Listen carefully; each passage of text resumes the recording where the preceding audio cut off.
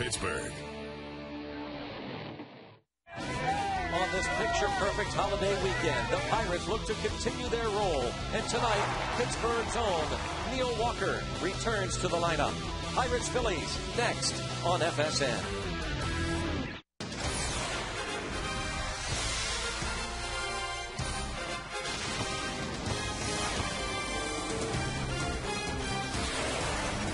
The city of Pittsburgh is alive and jumping this weekend.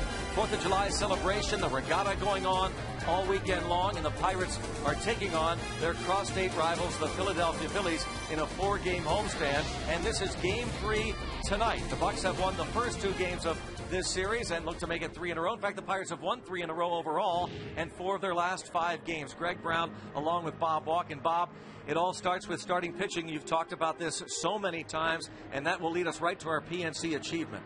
Yeah, starting pitching has always been the key thing, and if you ever need to see a little short run of games to prove the point about starting pitching, look at the last 4 or 5 games we have played. We're not scoring any runs. That's no secret, but we're not giving up any runs at all. The starters have been fantastic, and when our starters are good, they get it to those bullpen guys, and they shut it down. And Paul Maholm, pretty much a shutdown pitcher his last time out. He gave them just 1 run against the Chicago Cubs in 8 innings of work. Now, the starting pitching all year has been a little iffy until lately, but Maholm, he's been the guy that we've leaned on. He's been able to go out there and give us the innings as that starter. And I think tonight he's going to give us another good one against these Phillies. Maybe giving the offense an opportunity to relax. That's what John Russell has said, that these starting pitchers are doing that for the offense. As you said, Bob, Pirates haven't done much offensively, and they're looking for a little bit more offense maybe out of Pedro Alvarez, who has a modest 5-game hitting streak. Yeah, you know, he really came up here, and we knew he was going to strike out a lot, and we've seen that. There was been a ton of swings and misses. Perhaps the swing was just a little too long. He's trying to drive the ball over the fence. The home runs will come, but right now he looks like he's shortened things up the last 4 or 5 games, worrying more about just making contact, and he's finding the holes, and he's getting some hits. All right, Pedro Alvarez and the Buccos getting ready to take on the Philadelphia Phillies. The welcome return of Pittsburgh's own Neil Walker to the starting lineup. We'll have the lineups and the first pitch coming up next from PNC Park.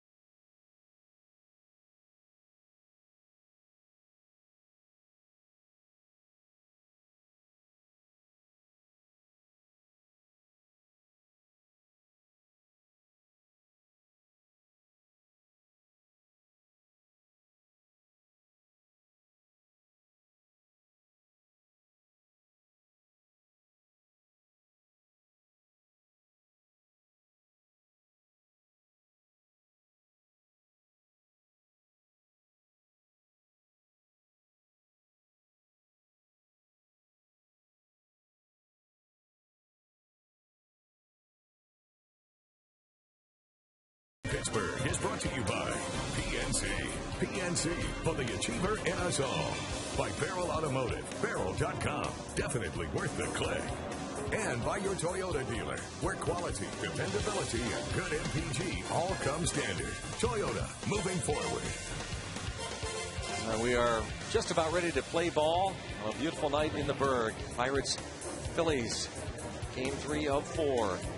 Neil Walker returns. He is at second base. Let's check out the Phillies starting lineup. Jimmy Rollins, followed by Shane Victorino and Jason Worth. Ryan Howard, the cleanup hitter. Career against Maholm, just a 118 batting average. Ben Francisco in left. Wilson Valdez at second. Cody Ransom just called up is at third base. Dane Sardina, the catcher. Kyle Kendrick on the mound. Lineups from Toyota moving forward. Paul Mahallam, 5-6 on the year. And a strike on Jimmy Rollins. Take a look at Paul's numbers on the season. One thing I really like that innings pitch, Greg, 95. He'll beat 100 before the end of the night. And starters, their goal when the season starts is 200 innings. So we're right about the halfway mark, and he is right on track to pitch over 200 innings for us this year. He is the guy that we are leaning on, that's for sure. Ball, one strike to count on Jimmy Rollins. One common thread we've had in this spat of good pitching of late has been the very good command of the fastball, establishing it for strikes to both sides of the plate. We'll watch for that for Paul tonight. And a liner to left to start the game for Rollins. It's his second hit and 8 at-bats in the series. Pirates defensively, Jose Tabata, Andrew McCutcheon, and Ryan Church in the outfield left to right. Pedro Alvarez, Bobby Crosby on the left side of the infield with Neil Walker and Garrett Jones on the right side, and Ryan Billman catches Paul Mahallam.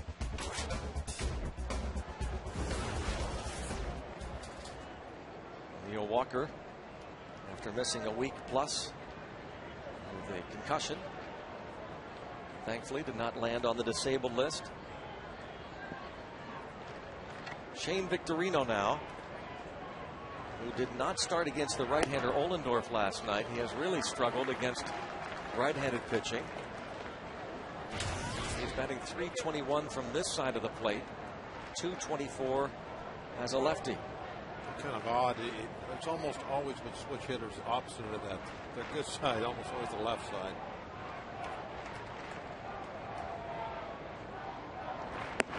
The reason being is they get so probably 2-1, sometimes 3-1, more at bats from that left side of the plate. You just get more reps, you become better at it. I've seen some switch hitters actually give up totally hitting right-handed because it got so lopsided that they were become such good left-hand hitters. Orlando Merced. Yeah, that was the last Pirate I can remember doing that. Ball hit toward the gap in right center field, and that will fall and roll toward the wall. Jimmy Rollins will score. Victorino motors for third, and Victorino returns with a vengeance. The National League leading 8th triple for Victorino. You were talking just before that about how good he is right-handed. Hitting over 350, got that ball up and away and drove it into that gap. Upheld high right over the outside half.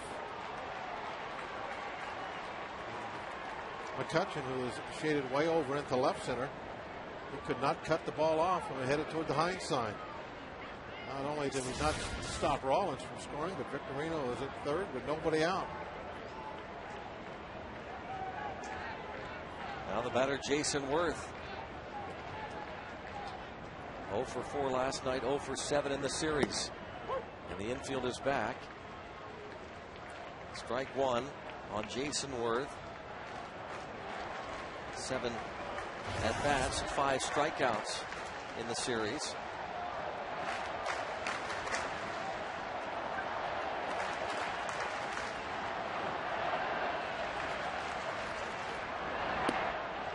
Oh, and 2 the count. Yeah, this has been pretty much automatic with Worth up there during this series as he has fallen behind in the count. Victorino again, his league leading 8th triple. He led the National League with 13 triples last year. The Flying Hawaiian is at third base, 90 feet away. The Phillies already leading 1-0. And Worth goes down yet again. Billman will take a look to third and throw to first to complete the strikeout. 6th time that Worth has gone down on strikes in his 8 at-bats. Well, you can't be doing that too as an RBI guy. The infield is back. You just need to put a ball in play, and you've got your team up 2 runs. You got an RBI. Couldn't do it. He's in some kind of funk right now. Jason Worth. Paul Mahallam now faces Ryan Howard. Howard 2 for 17 lifetime against Mahallam. Take strike one. Breaking ball. Infield's going to stay back. Sometimes with 1 out, early in the ball game, a manager will gamble a little bit, bring the infield in. But not in Howard's case. And a fly ball to center. McCutcheon in, and he can't make the play. An RBI single for Howard. 2-0 Philadelphia. PNC Park early in the ball game. Center field, left field always have to deal with the sun. That had to add to the degree of difficulty on trying to make this play out in center field as Andrew's coming in. You can see how bright it is. He's looking up into it. He turned his head. I don't know if he's shying away from the ball or shying away from the sun. Maybe a little of both. But lucky he was able to keep that ball in front of him. Didn't bounce over him. Get out there for extra bases. And now Ben Francisco hitting .241. Takes a strike.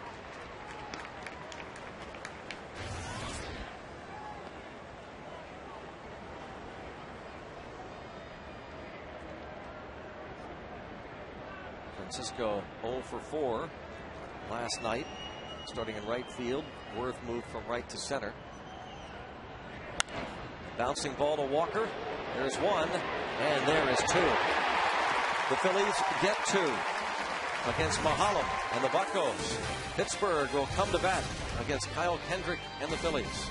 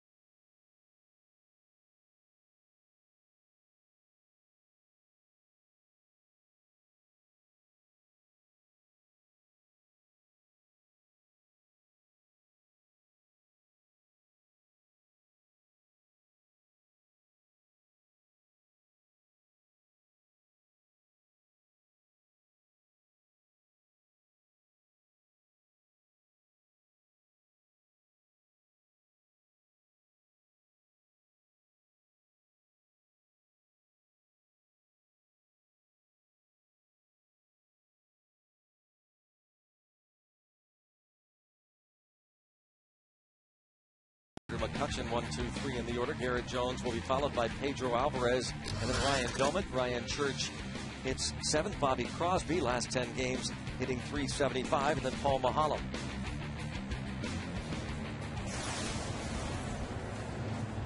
Take a look at Kendrick's numbers on the season. Kind of like Mahalam when you look at the innings. He's approaching 100 also. He has one less start than Paul does. That's about what he is behind him. And the ERA up there approaching 5. That's not where he wants it. Strike one on Tabata. Looking at the Phillies team ERA, Greg, just kind of middle of the road. 8 out of 16 teams. They're not really doing anything all that special this year. You look at their pitching, you look at their hitting numbers. Everything is just kind of so-so. They're 8th in, I believe, runs scored. 10th in doubles out of 16 teams. They're not playing nearly as well, I think, as everyone expected when the season started. Charlie Manuel suspended the first game of this series. The Phillies lost 2 of 3 to the Reds to start this road trip, and the first 2 games here in Pittsburgh. 1 ball, 2 strikes on Tabata. The Phillies started the day in 3rd place in the National League East. 5 games back of Atlanta. The Mets 2 games behind.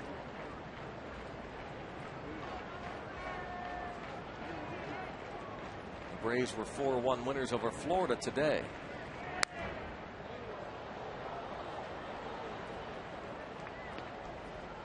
Raul Ibanez out of the lineup against the lefties as Charlie Manuel tries to shake up the lineup a bit.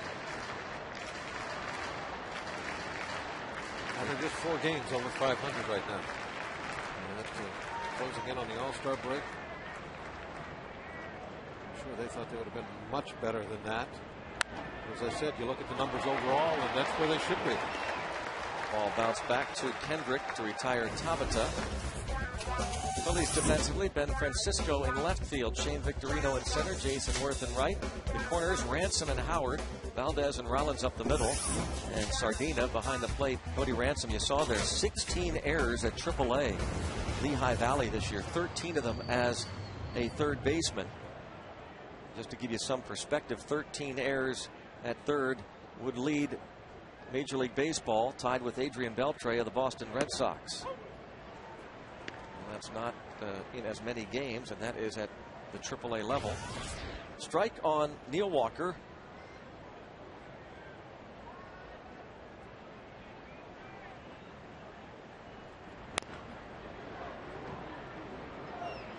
Good to have Neil back in that lineup. I realize that we've been playing pretty well since he's been out, that we've definitely won some ball games. Was it 4 out of the last 5 games, but it has not been because of our offense is clicking.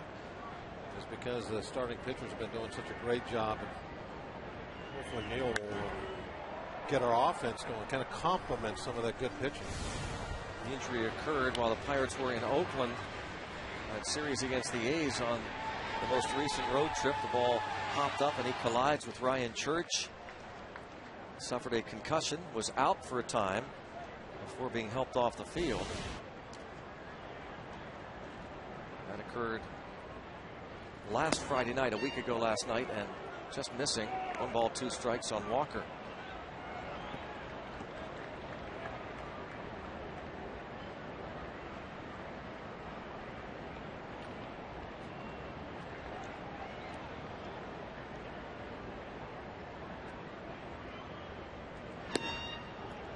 Which night was it that he got hurt? Was it Friday night, a week ago last night.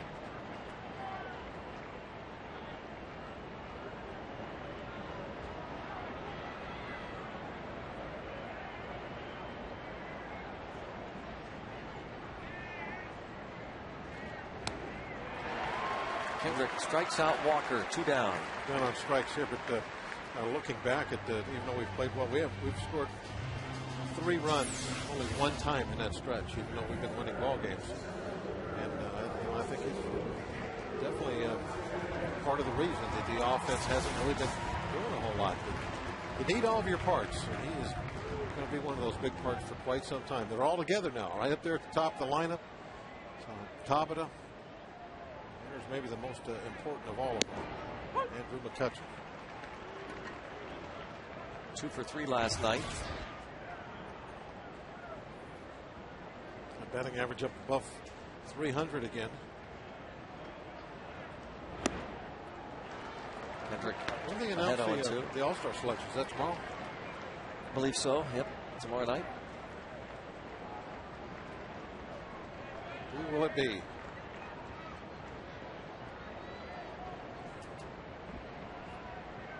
think it was a slam dunk for Andrew there for a while. Garrett got his batting average going up the last 3 weeks to a month. People really started to take note of what Meek's been doing out of the bullpen.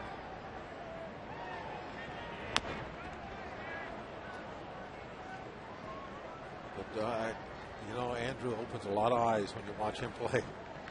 He's one of those guys that just stands out.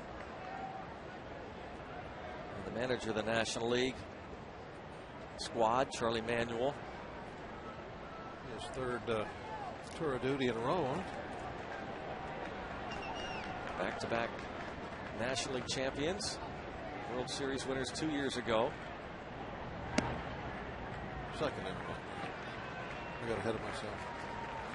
Put him in first. That's all right. He likes your thoughts there. He wants his 3rd shot in a row.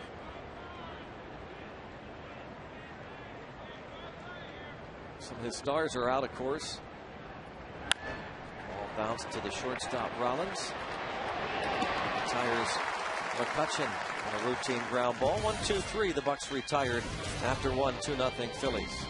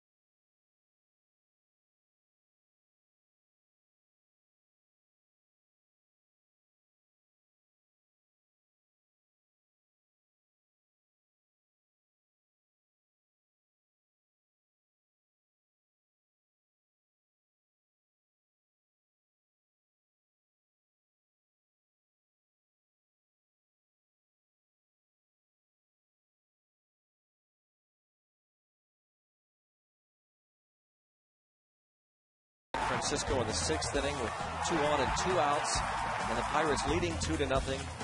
Might have been the game-saving grab. The Home Depot, more saving, more doing. That's the power of the Home Depot. Well, once he committed to that dive, he had to catch it. If he comes up empty, if it skips by him, could be a tie game. Major play in the win last night. Wilson Valdez filling in at second base for Chase Utley, who will be out for a couple of months. Placido Polanco, the third baseman, is out for at least a month.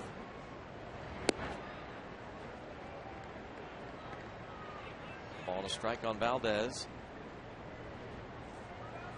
So Charlie Manuel. It's not going to be easy. They put themselves in a little bit of a hole down in third place, and now they have some significant injuries that they're going to have to deal with for some time. Ryan Schneider. There are rumblings that could be a long-term injury.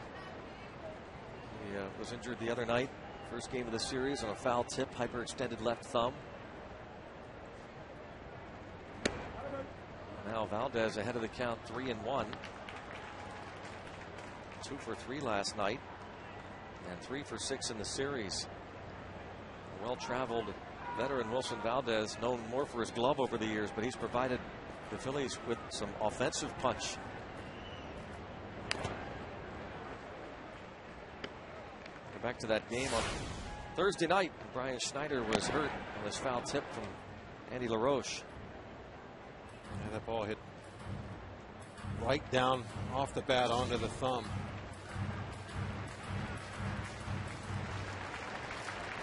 Carlos Ruiz, the starting catcher, already out with a concussion. I've seen a number of catchers over the years. And they'll put some kind of a plastic insert into that thumb to help protect it. I wonder if Schneider will think of doing something like that in the future. We're talking about the All-Star voting and the announcements tomorrow night, but not over quite yet. Starting tomorrow and going until Thursday, you can vote for the 34th and final player for each league roster. Check it out on Pirates.com on Sunday to see who made the team and who should get the 34th and final spot on each league roster. They pick about 4 or 5 players, right? Yep. So you can vote on for that last spot.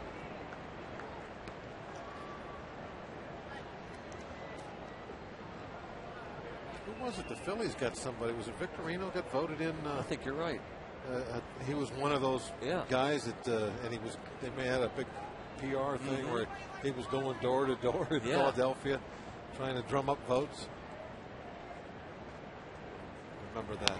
Some teams really have a lot of fun with it. I think a couple of years ago there was somebody, I think from Milwaukee, that had a big late push. Was it Braun? Might have been Braun. When Braun was not yet the superstar that he is now.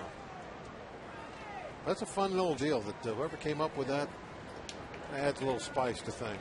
Get the fans involved for that last spot.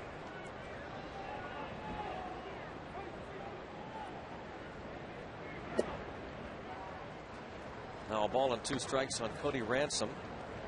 All-star game sure has evolved over the years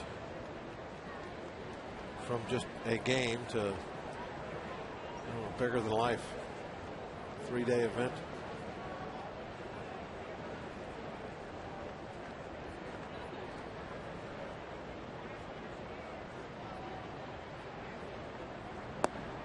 Oh, very close. 2-2. Big weekend for families. And baseball always a time to bring out the kids. Kids Sunday tomorrow.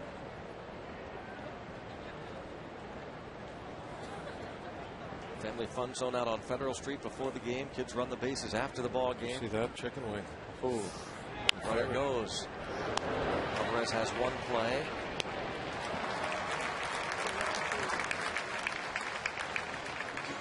Cody Ransom retired. It'll bring up Dane Sardina as Alvarez makes that routine play. Start to run on a 2-2 pitch. Stayed out of a double killing. Also tomorrow, kids 14 and under get a Kids Pirate Parrot Stars and Stripes Build-A-Bear. That'll conclude the homestand, and the Bucks hit the road for a week, and the All-Star break follows. Dane Sardina 0 for 3 last night. Hey, they're ready.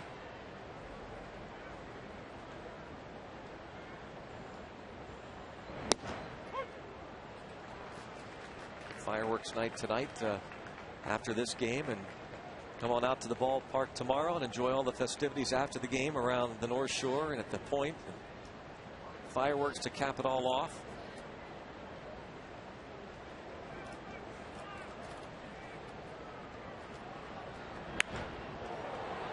Pulled foul. 0-2 on Sardina.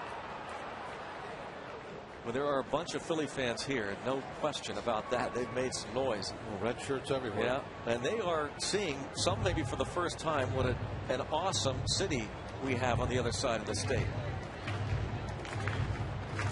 I was thinking that last night, Greg, because I go down the back stairs over here. Yep. The view of the river and everything that was going along on the shores was just amazing. They'll never say it, but there's some jealousy going on here. Those shirts, those red shirts, they're seeing what a spectacular city Pittsburgh is. 1 ball, 2 strikes. And you're right, Bob. All that was going on even earlier today around the Point on the North Shore, the races, the regatta. Pittsburgh is shining all weekend long, showing off. Oh, speaking of show-offs. Yeah, that's for sure. Hit in the air the other way, slicing away from Church.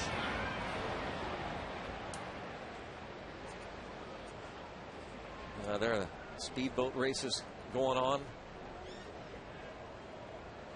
earlier this afternoon. Had those orange buoys right out here in front of the stadium. We got here earlier. We're going to have a great view of the races up here. Yep.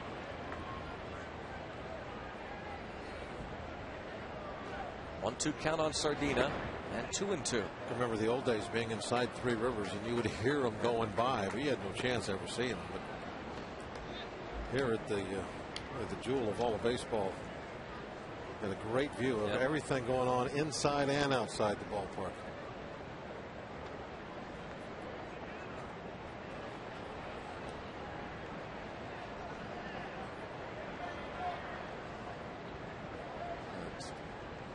beautiful as it sits alone. It's spectacular when it's filled up. This yard. This ball grounded to Walker. Sardina retired for the second out. We invite you to celebrate the 4th of July here at the ballpark tomorrow. If you don't believe us, believe DJ Carrasco, the Pirates reliever. He's telling you you're going to get this. If you're 14 and under, one of these Stars and Stripes Parrot Build-A-Bears, courtesy of Highmark Blue Cross Blue Shield. He says, yeah, well, listen, yeah, the Pirates are #1. That's right. Go to pirates.com for tickets.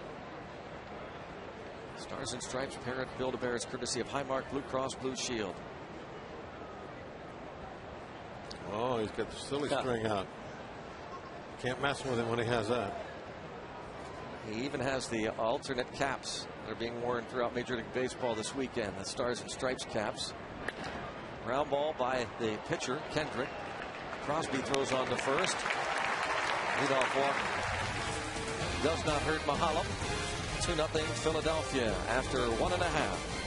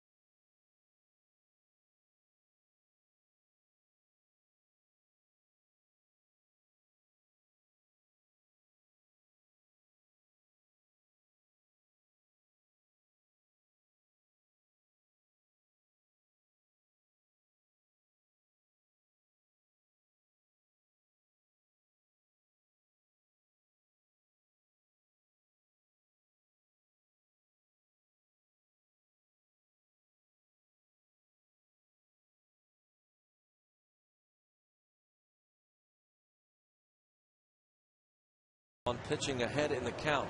It just goes to throwing early strikes for us. It started with Jeff Karstens and showing how to get results like that. Just attack the zone, get ahead. A good word from John Russell. From the first moment they put Karstens in that rotation, kind of an emergency type deal. Remember in Milwaukee? Yep. He started showing the way from that day. You know, and throwing strikes does not at all guarantee success, but not throwing strikes guarantees you're going to fail.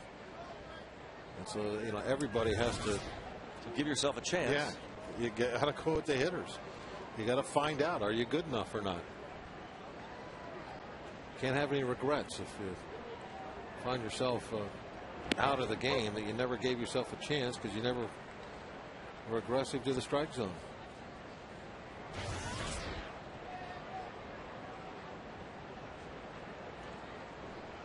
Garrett Jones looks for his first hit of the series.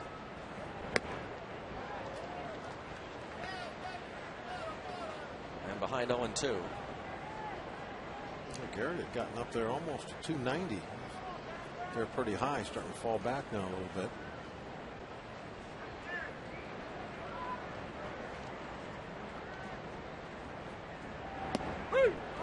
He's caught looking. Second strikeout for Kendrick. Starts the second inning. No decay of Garrett Jones. Right the knees. I don't think Garrett liked that call, but it was close enough that you're going to get it rung up every now and then. Pedro Alvarez now. 2 for 8 in the series, 1 for 4 last night. strike called on Alvarez. He has started 15 of the last 16 games since his recall June the 16th. A modest 5-game hitting streak.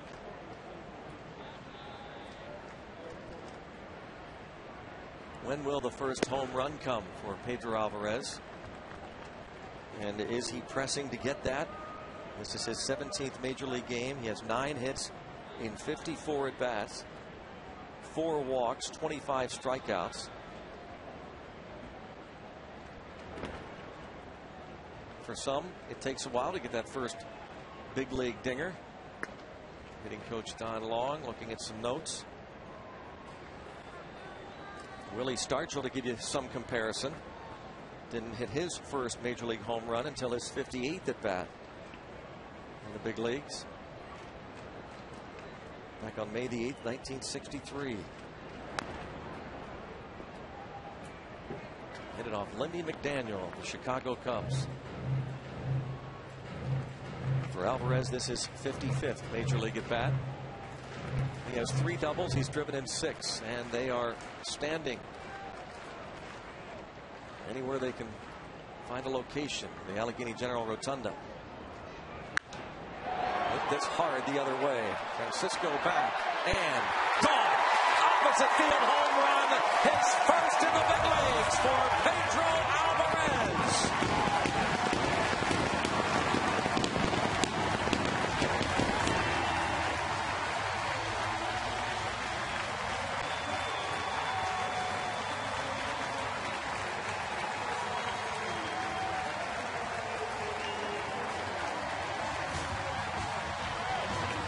Must feel pretty good.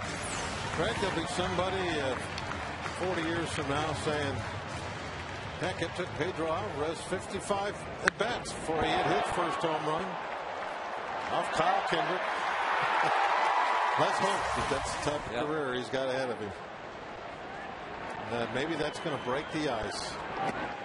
Talking about it earlier today, that maybe that first one, that'll break the dam, and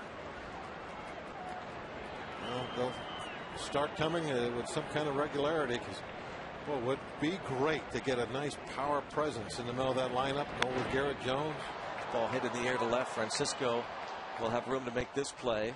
Well, how about with such ease too with Alvarez? That ball, that opposite field power, like it's nothing. When it started out off the bat, you're thinking, oh, it might maybe reach that warning track. Yeah, you're hoping it gets over the left fielder's head. Is it going to get over his head? I'm watching to see when he turns. The Francisco turned and came to a stop, and that's always a good sign. And Pedro Alvarez Sr. been following his son from the get-go. A line drive to center field for Ryan Church. Church, Kendrick, and the Phillies not surprised perhaps at that. He's a .417 career hitter against Kyle Kendrick. So Alvarez back in the dugout, and that was a Donahue kid at the baseball. Going to negotiate with him. Safe Auto Insurance reminds you that you're safe at home with Safe Auto, proudly supporting the Obadiah Cole Foundation for prostate cancer screening and awareness. Early detection is the cure.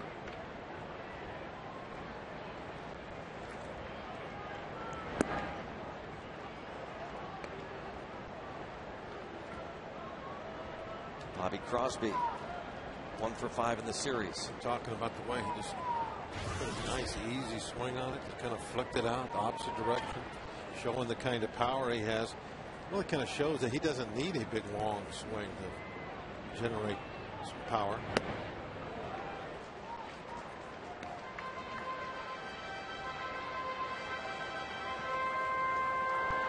We were talking to John Wayner about a week ago, Greg, about Alvarez's swing, and said it just looked like he was kind of rapping. You could see his name and his number on that center field camera. John had talked with Don Long, the hitting coach, in a pregame show about how they're trying to get him to cut back. Up, yep. Not turn so much.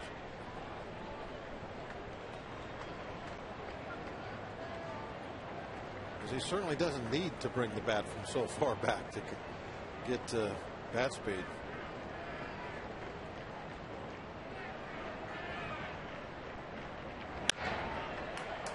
right at the shortstop. Rollins to Valdez. Well, this sellout crowd got a look at Pedro Alvarez's first major league home run, the first of many. 2-1 Phillies lead.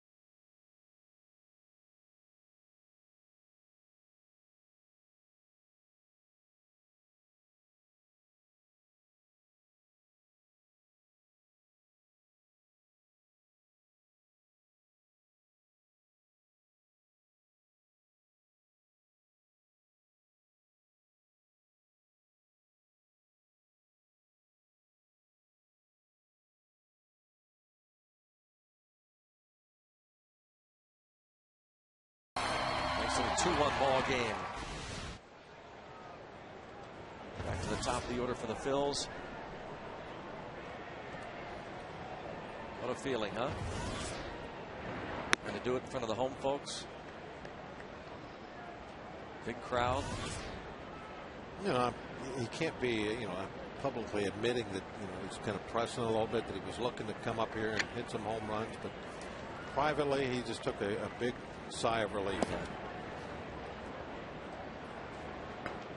He can maybe kind of start being a little bit more of himself now and not think about, I got to get one over the fence. People are expecting me to get a home run.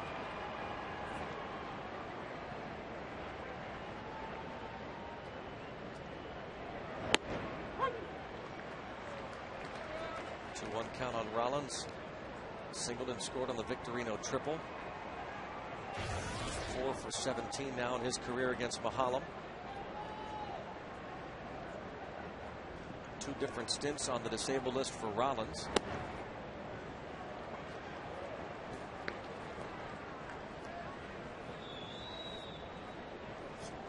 A 3-1 count.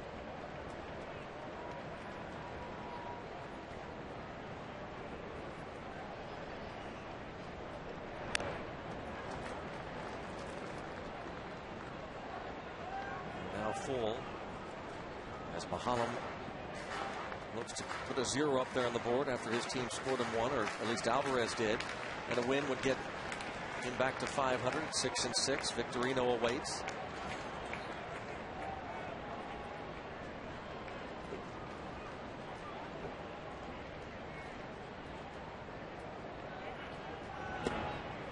But a leadoff walk. Valdez led off last inning with a free pass. Check out July 3rd, 1987. This day in Pirates history. Bobby Bonilla becomes the first Pirate to homer from both sides of the plate. Same game. Buccos beat the Dodgers 6-0. Bonilla also had a career high 5 RBIs in the game. This day in Pirates history. Thank you, Day Automotive. 6-0 final over the Dodgers. 1987 would be a great thing to see again this year. The 87 team. That was the big buildup, wasn't it? Was not playing very well. And then at the last quarter of the season, third maybe at the most. just caught fire, and everything started to click. All the young guys started to be themselves and relax a little bit. Things started coming together, and then 88, we actually, for the first time in a long time, Pirates made a run at the playoffs, finished well above 500. And I think that's what this team's looking at this year. It's no secret. We haven't played well the first half of the season. The record shows it, speaks for itself. But a strong finish, I've seen it happen. A strong finish to a season can carry over to the next year, especially with a team with a bunch of young guys. Maybe that's the only time it does, when you got a lot of youth. You look at the top of our lineup: Tabata, Walker, McCutcheon, Jones, Alvarez. They're all here now. It's going to be an important second half of the season for us.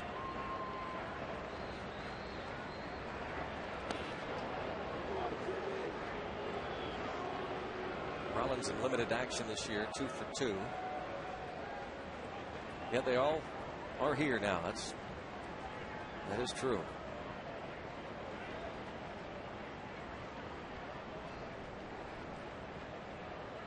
1 ball, 1 strike on Victorino. Tripled into the right center field gap his first time. You look back at 87, Bobby Bonilla. I mean, before that, he wasn't hitting a whole ton of home runs. But things started clicking. He got older. He matured. The mental part of the game caught up to his physical abilities. And 3 years later, he's one of the best players in the entire game of baseball. Hopefully, that's the type of players we're looking at right now, the youth that we have.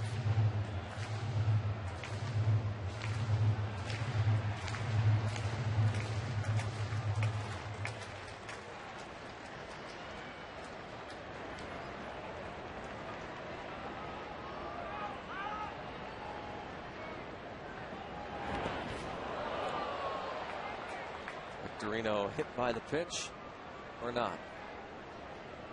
Apparently not. Bucks get a huge break there. First of all, it didn't hit him. Secondly, it didn't go back to the backstop. Yeah, it was a nice block by Doman.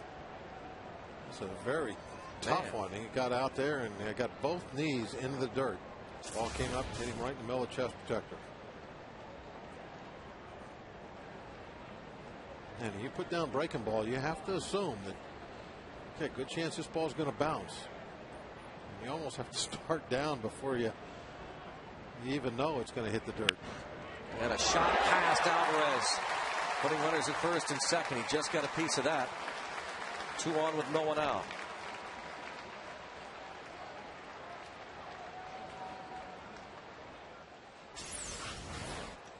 There it is again. The ball hit very hard. This time the breaking ball just kind of hung there.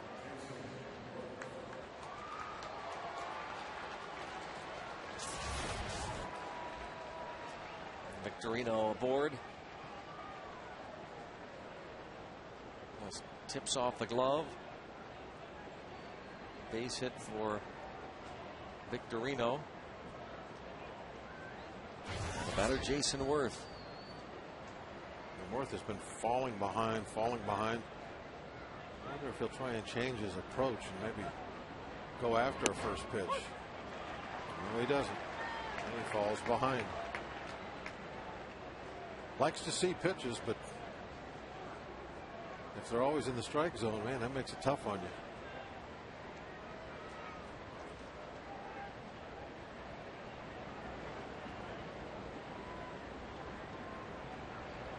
He's hit into 7 double plays. Mahone trying to make sure that double play stays in order. Inside move, make sure that the runners don't take any liberties.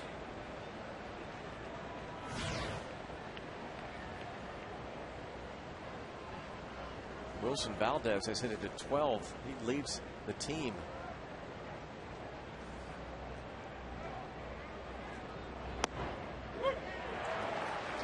Kind of odd to see Wilson Valdez lead the team. That's got to be like a misprint, right? I know, Bob. Before I said it, I wanted to go back and look. Maybe I messed it up. That's a good possibility. He's only played in 47 games. It says 12. Oh, wow. Yeah. Normally the guys that lead teams are your power type hitters. The reason being you don't like to send runners in front of them.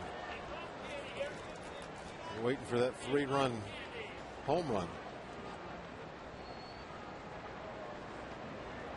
A lot of your big bats are always up there grounding in the double play number. Valdez doesn't really fall into that category. I know, and in addition to that, the fact he's only played in less than 50 games is incredible.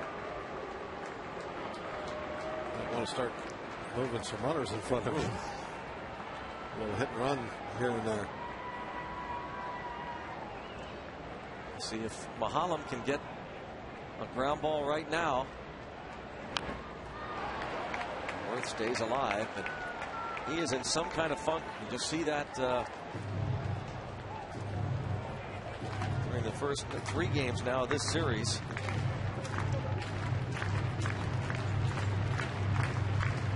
Charlie Manuel, former hitting coach with Cleveland. He loves the offense. Yeah, he does. Likes to score runs, likes teams that can hit.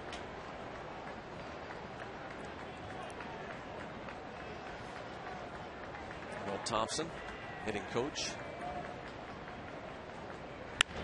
Ground ball. Dropped by Crosby, and they won't get even one out. A double play ball. Dropped by Crosby. The bases are loaded. It was pretty much tailor-made. It was hit towards second base. Crosby is moving toward the bag as he's going to field the ball. That is not a good break for Mahalam. Got him to pull an outside pitch. He rolled the wrists over.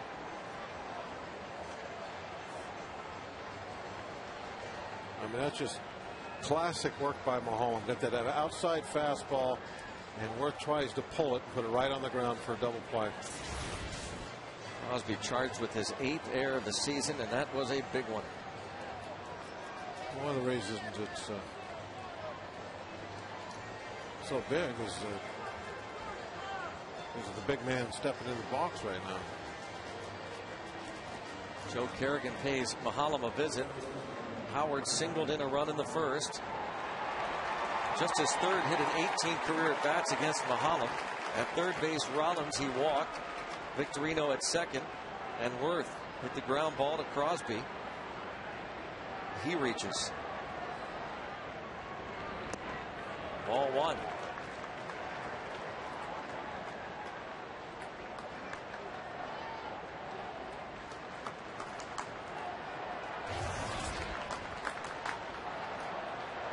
Howard, a .207 career hitter against Pittsburgh. He's been much better over the past couple of years after starting out against Pittsburgh.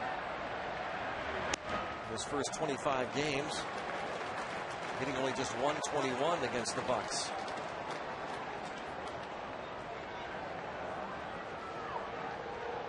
And over his last 9 games, hitting over .400 with 3 homers.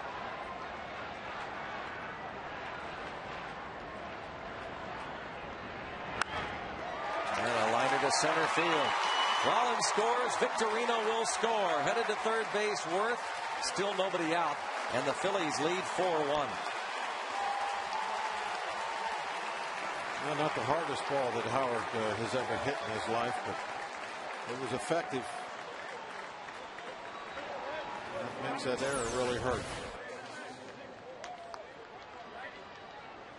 3 RBIs for Ryan Howard on the night. Like it got off the end of the bat a little bit, why it didn't really carry very far. You know, it's not always the little things that turn games, but it sure seems like it is. A base running blunder, or somebody not catching a ball, throwing to the wrong base. It's just always something small that will turn a game in one direction or another.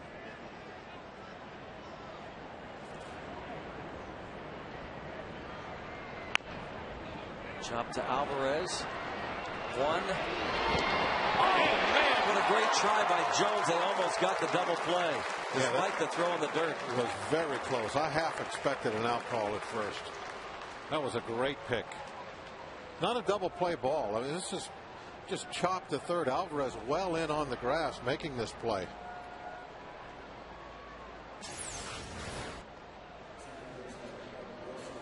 Look at Alvarez. He's, by the time he gets the throw off, he's a good step onto the grass. He was safe.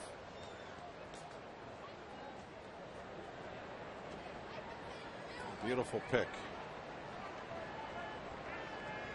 Garrett Jones needs a new glove. If Alvarez hadn't had to come all the way to the grass to get that ball to begin with, they would have had a much better chance at turning the double play. Well, maybe they'll turn it now, huh? Who's up? Wilson Valdez, 5-1. Philly lead. Valdez ever hit any ground ball double plays? Once in a while.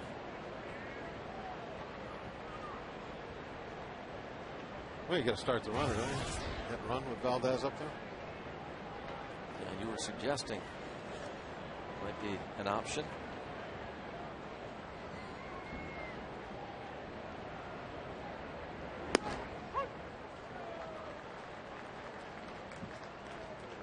You know what the best weapon is against a hit and run? Quick strike on a guy. Strike one and then followed up with strike two. Oh, yeah. Hit and run, over with.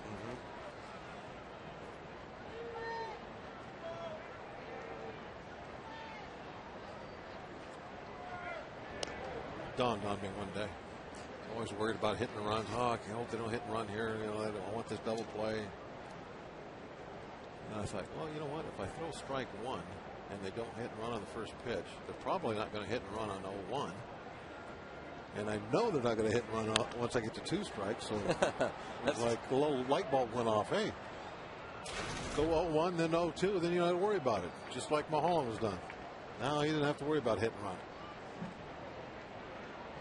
Well, the double play very much in order. I mean, you can still have a guy steal, but the hit and run where the batter is going to be swinging, you can't have that with 2 strikes. You can't force that batter obviously to be swinging your balls in the dirt or over his head.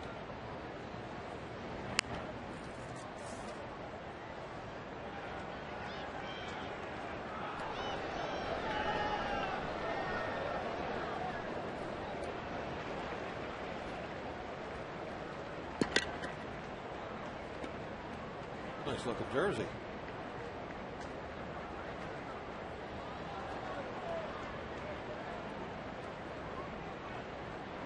Garrett Jones, a lot of Garrett Jones fans. Line foul past Davey Lopes.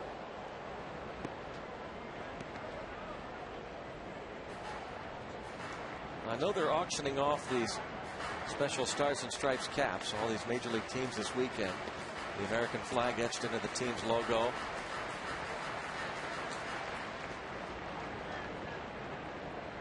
Major League Baseball Property is going to donate 100% of the proceeds it gets from the sale of the caps to the Welcome Back Veterans Fund, a program that addresses the needs of returning American veterans and their families. But I don't think that the Parrots cap is part of that auction, just so you're aware.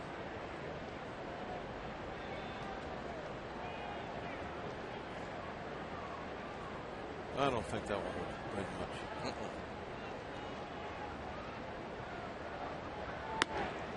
much. 1-2 on Valdez. You know, one thing that's going to start to become an issue here is the pitch count. Paul Mulholland's pushing 30 here. He's not out of the, pushing 60. 58, not out of the third. 59.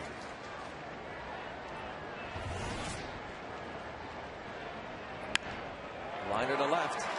Base hit. First and second.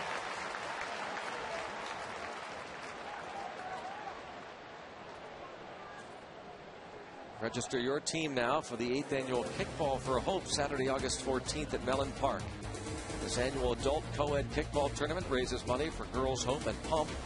For more information or to sign your team up today, visit pump.org.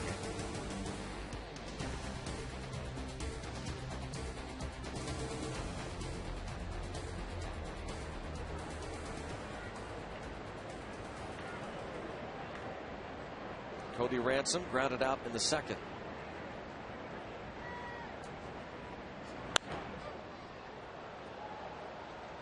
The bullpen going now for the Pirates. That double play ball is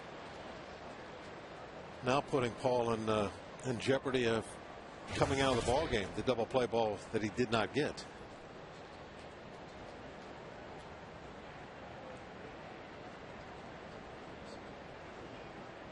Nobody, I'm sure, feels any worse about it than Bobby Crosby.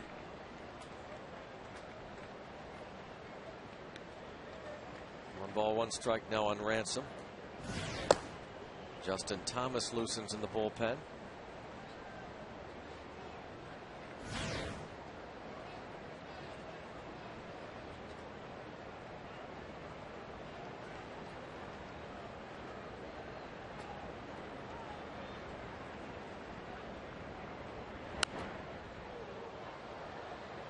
The ball, 2-strike count on Ransom.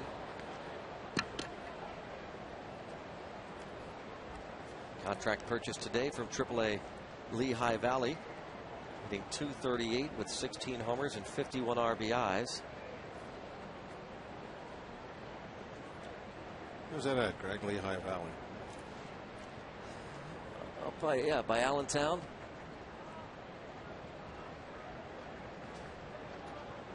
Not anywhere near your neck of the woods. Yeah, about an hour away. Ball bounced into left field. And the runner will be waved home. Tabata's throw to the plate, cut off. As Francisco scores to make it 6-1.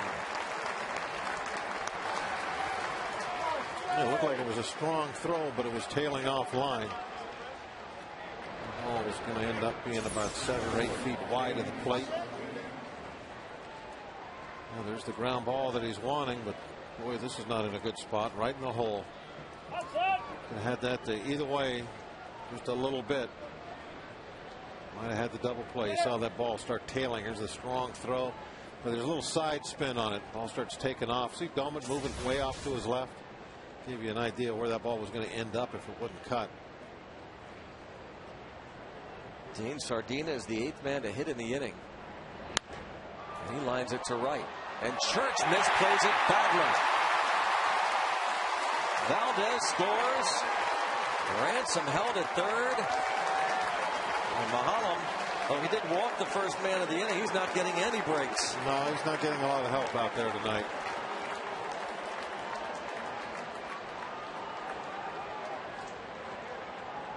It's really a shame. The starting pitching has been so good.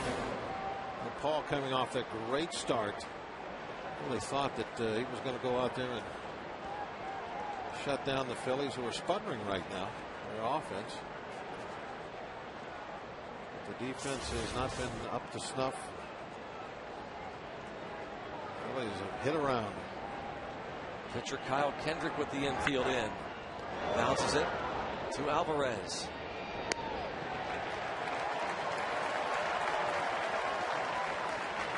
Pirate fans with a mock cheer.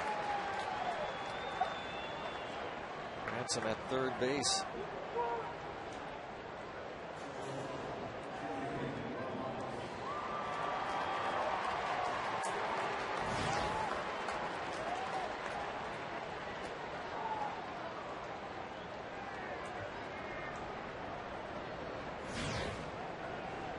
This is the man who started it, Jimmy Rollins. A leadoff walk.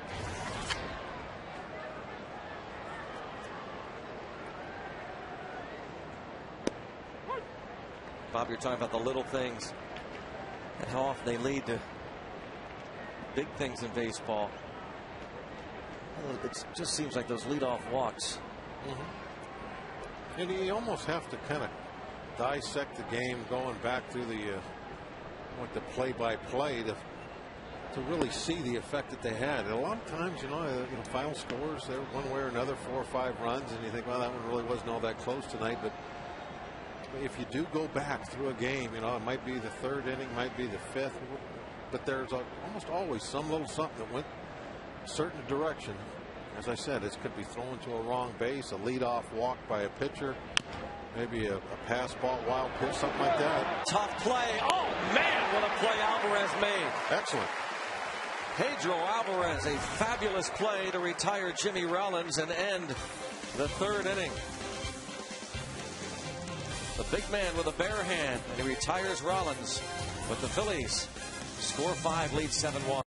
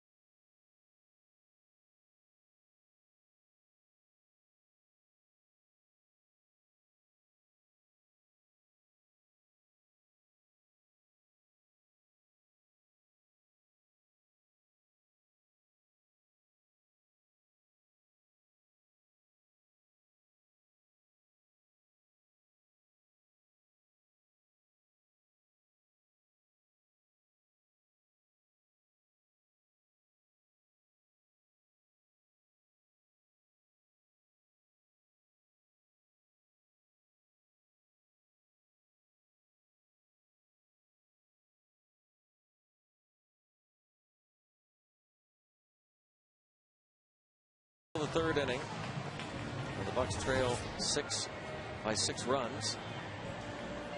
Paul Maholm will bat.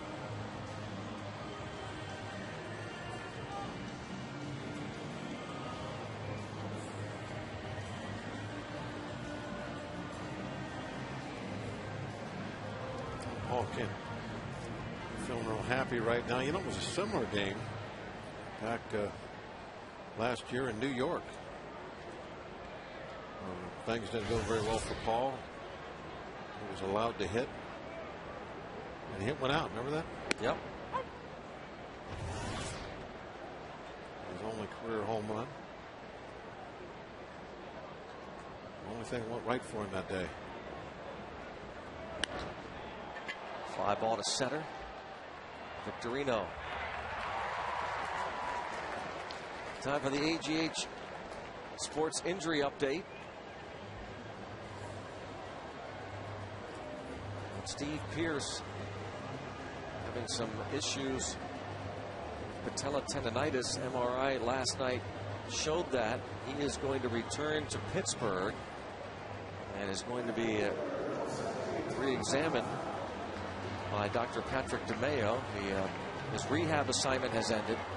Coming to Pittsburgh this coming week, probably Wednesday, for the follow-up visit with Dr. DeMeo.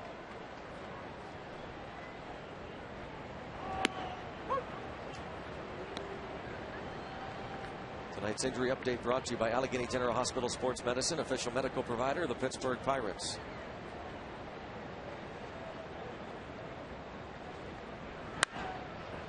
Tabata bounced the ball through the right side. Uses everything. Uses the whole field.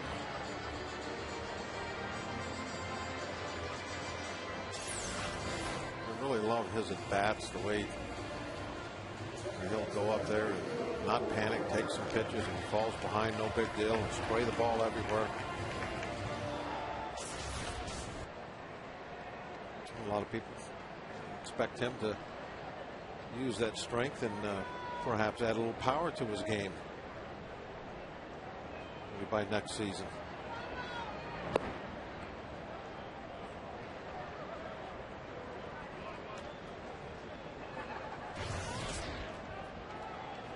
Walker this year, 3 home runs, 113 at bats.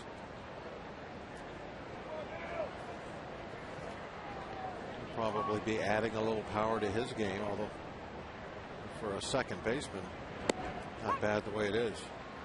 6 homers down at AAA Indy, playing a number of positions: third, first, corner outfield.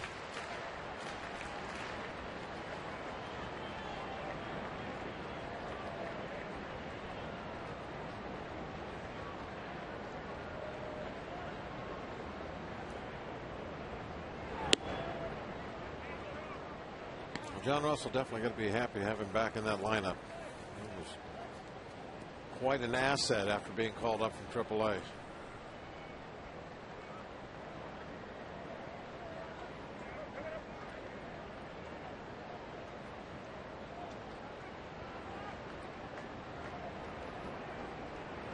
.301 hitter from the left side, and bounces this ball past Brian Howard, putting runners at first and second.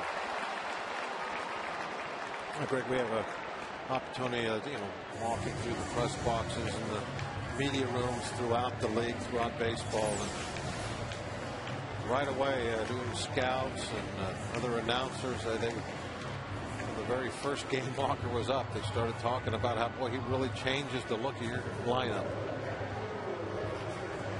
Everybody has noticed. Yeah, you're right. It didn't take them long to notice that. There was talk almost immediately after his call up May 25th. Who was it that came over in Joe Simpson? Joe Simpson to the Braves was one that I recall right away. You guys are a better club now. He preys on him immediately.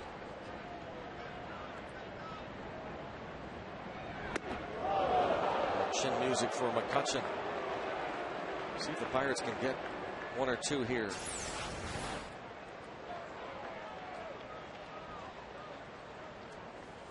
A little up and in.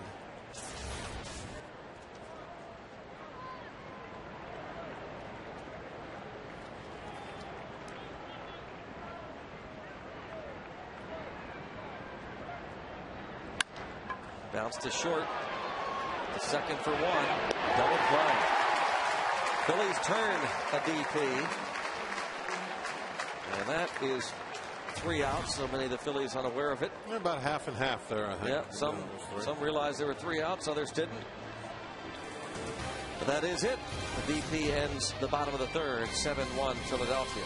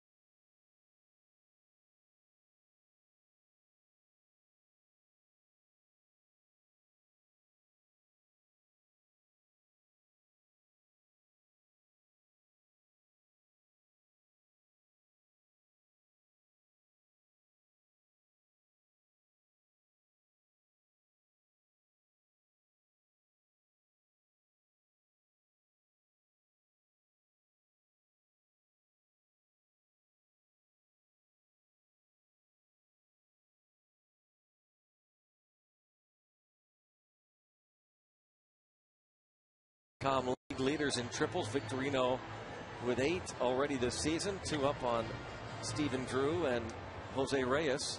Barrel.com, definitely worth the click. Victorino, as we said earlier, led the league last year with 13 triples.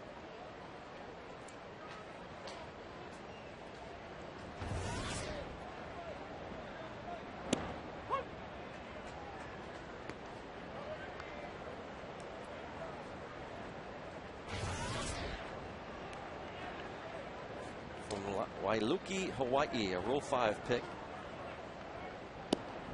Shane Victorino. Who they Rule 5 him from? A couple of teams, actually.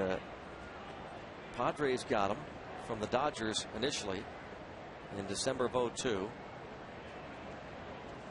Later, the Phillies in December of '04. And a base hit for Victorino to start the 4th inning. He is 3 for 3.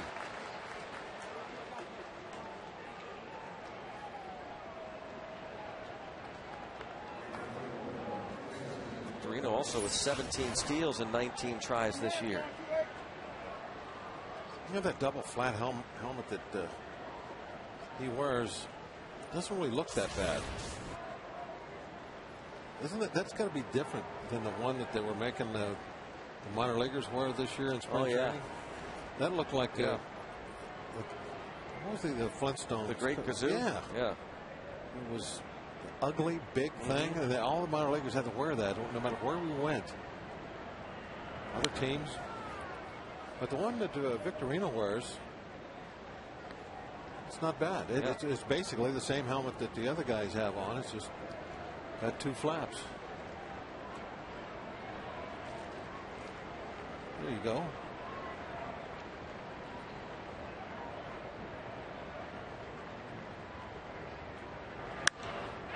Fly ball deep off the bat of Jason Worth. And Jason Worth hits it off the top of the wall. It's still in play. And Victorino will score on a double off the top of the wall by Jason Worth. I'm glad you saw it. I didn't see it. And Charlie Manuel saw something different. And he's going to discuss it. We may have a replay here on our hands. I have no idea where that ball looked. I was staring right out there. I saw it bounce way high in the air, but I don't know what it hit. It's hard to believe it hit that far up in the air if it hit the padding. Yeah, that's a good point. Was that the first pitch that we saw? I believe. It hit right on the top of the wall. Good call, Mr. Umpire. That was a great call. Who did that? Was that third base umpire called that? Estabrook?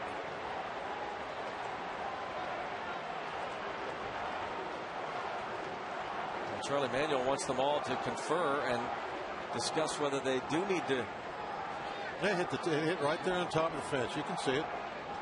Right there. Nobody's hand, nothing. I think it was the third base umpire, Estabrook, that made the original call. He was running out toward shallow left field and was making a safe call. Brian Onora, the home plate umpire, is the crew chief. And we're going to have replay here, I think. Crew chief will go in and look at it.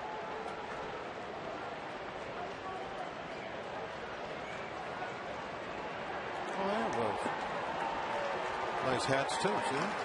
Yeah. The umpires have 4th of July hats. They'll be on auction.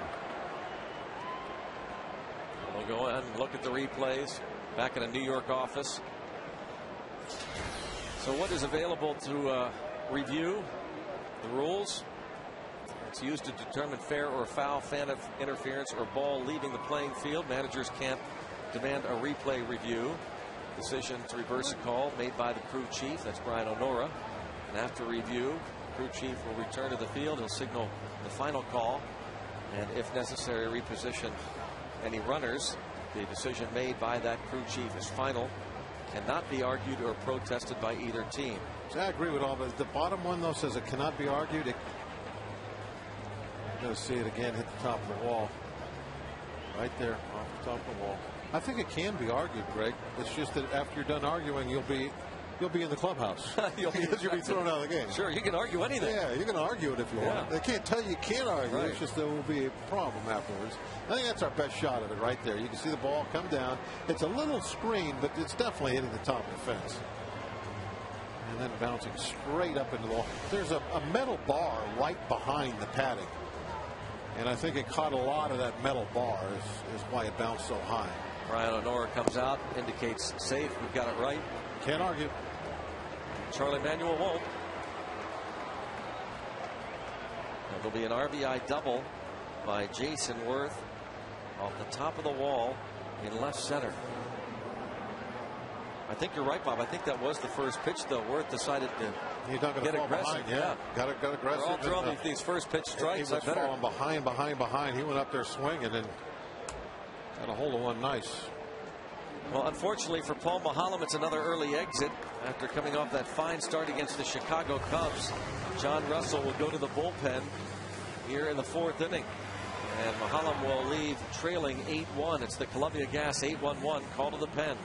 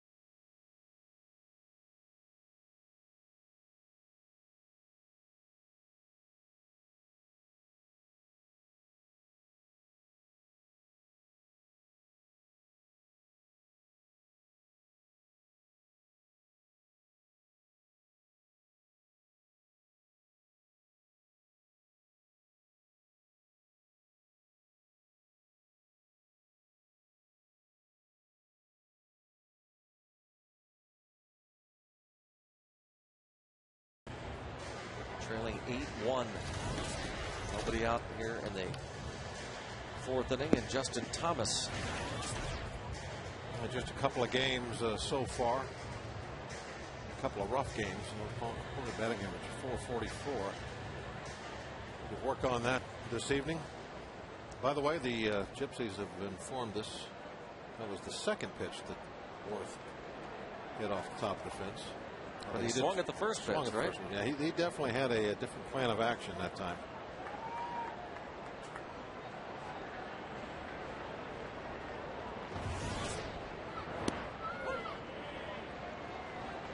Sixth review in Pirates history, the 3rd one here at PNC Park.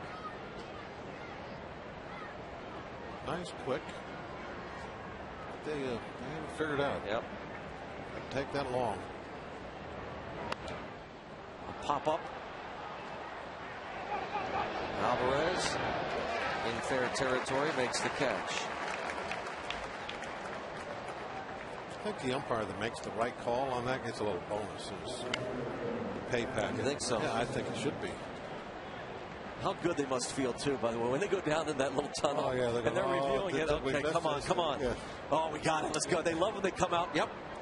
Brian Honora, the crew chief, home plate umpire, came out, put down the safe sign. Yep. Pointed, we got it. Hey, a little bonus. Yep. Nothing wrong with that. If it's going to be challenged, then they come up the right way.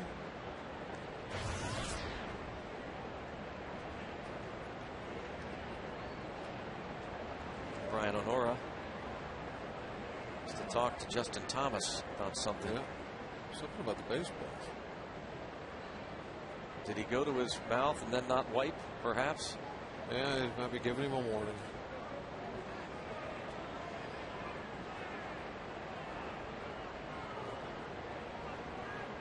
Nothing happening up here, but it definitely was something along those lines. Something he didn't do the right way. Just want to let him know. I mean, it's He's talking to Dome it there. just his third Third appearance with the Pirates for Justin Thomas, who did make 8 relief appearances for the Seattle Mariners 2 years ago. Did he react poorly to the ball? Well, that could be. No, that might, because he actually said something to Doman also, and that's what makes me think that's what happened. No, that could be. And if it is, well, what a honestly, Bob, isn't that a class way for Honora to do it rather than, you know, just. Yeah, I've seen that many a time though, where an umpire will go out there and say, hey, we're not going to have any of that. If that's what happened. I wasn't watching them. I don't know if he reacted to the ball one call or not. 2-1 count now on Ben Francisco. I saw, I think it was I think of the umpire's name right now. Until after this pitch. Davidson? Davidson, yes, Satch Davidson. He's one who used to have his sleeves always rolled up a little bit, kind of showing the guns low. Yeah. He went out to talk to Montefusco one time. It was a little different than that talk right there. Fly ball deep to left. Tabata back to the warning track.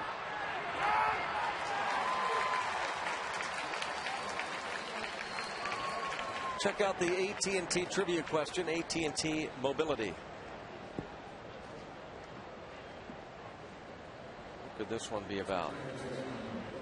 Rethink possible. Name the 5 Phillies who have won the MVP award. Well,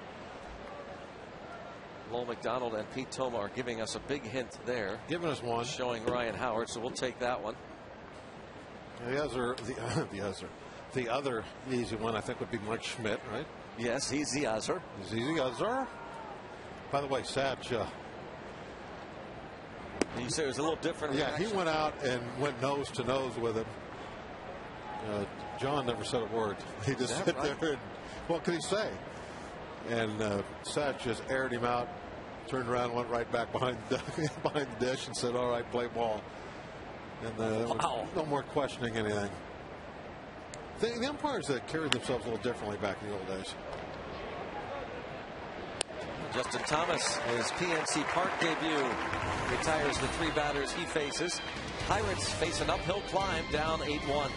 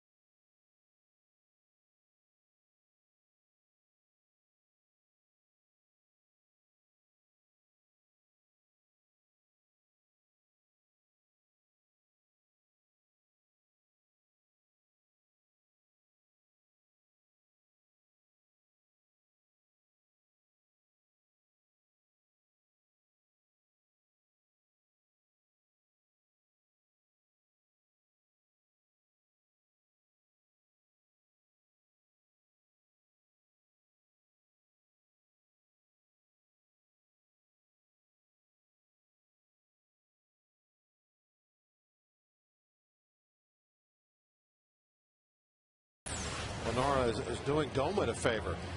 The pitch goes inside. Doma catches it and then reacts poorly to it.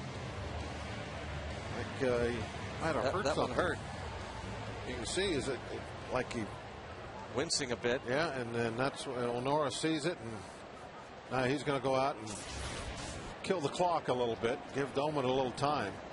The question is Doma okay? almost reacted like Schneider did the other night. And that's why Doman, when he came back, he cleaned the plate, and you could see him look at Doman in the eye and was asking if it was okay. Yeah. We were wrong, but it led me into the nice Montefusco. Absolutely. So. We wouldn't have gotten it otherwise. And again, a class act. Yeah, for sure. Brian O'Nora. Yeah, great move. Just, not really drawing attention to it. Yep. He knew that that one kind of twinged his thumb a little bit, maybe.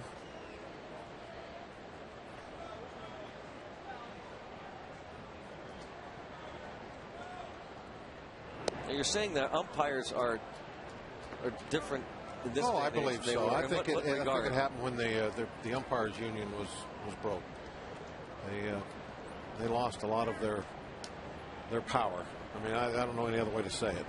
But in the old days, they had a very strong union, and what they said went on the field. Oh, for sure. And there were times where they would pretty much just kind of do whatever they wanted. Nowadays, it seems like every time there's an argument on the field, the umpire gets as much trouble as whoever he's arguing with. Garrett Jones hits one deep to right, doesn't have enough height. It'll stay in the ballpark, and he'll hold to a long single off the Clemente wall to start the bottom of the fourth. But you know what I mean? We've seen that this year with Joe West a couple of times. 20 years ago. Because Joe West he's been around a long time, and he's not changing his attitude. You see the ball that was down right about knee high, smoked right off the top of the Clemente wall, at about 20 feet. Not 21 that he needed. And down 8-1, you can't take any chances. You got to be very conservative on the bases. Yeah, Joe West has seen both sides of the strong union, and then after it was dissolved. And then they used to be, National League umpires, American League umpires. Now it's all under one umbrella.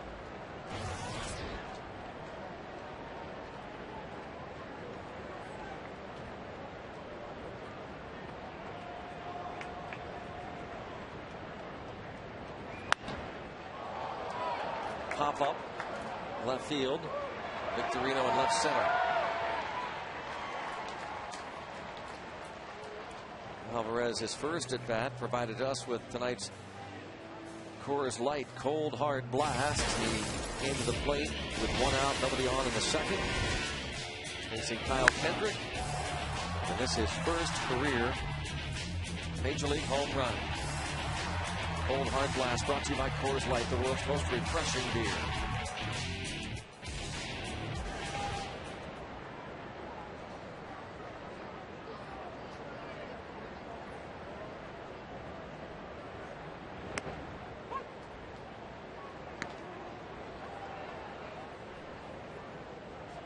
Doman flying to left, his first at bat.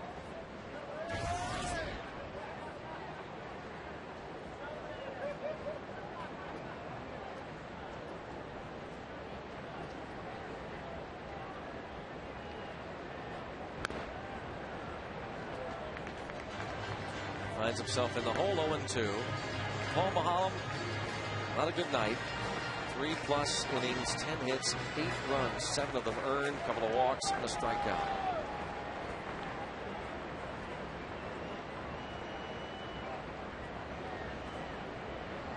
Bad night for Paul, but not to make excuses for him, but we turned that double play ball. Boy, it's going to be a different night, not only for Paul but for the team. Not to throw Bobby Crosby under the bus either. You're going to make errors. That's just part of the game. You're also going to make great plays at times. In fact, Bob, the ball that Victorino hit, that would have been an above average play had Alvarez made it.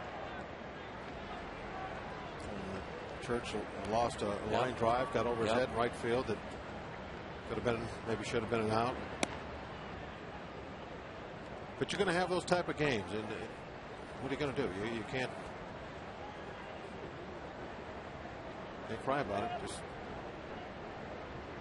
hit the showers, come back, get them in 5 days.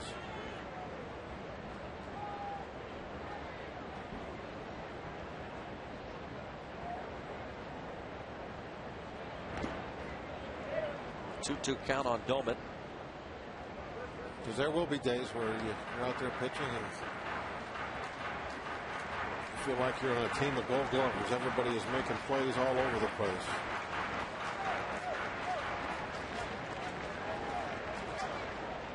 We talked earlier about that catch that Millage made in right field last night. How that, if he doesn't come up with it, might change that game. It's just a catch here and there, or some play that's not made. That could be 2, 4, 6, 3. Last 2 innings, Kendrick has gotten inning-ending double plays.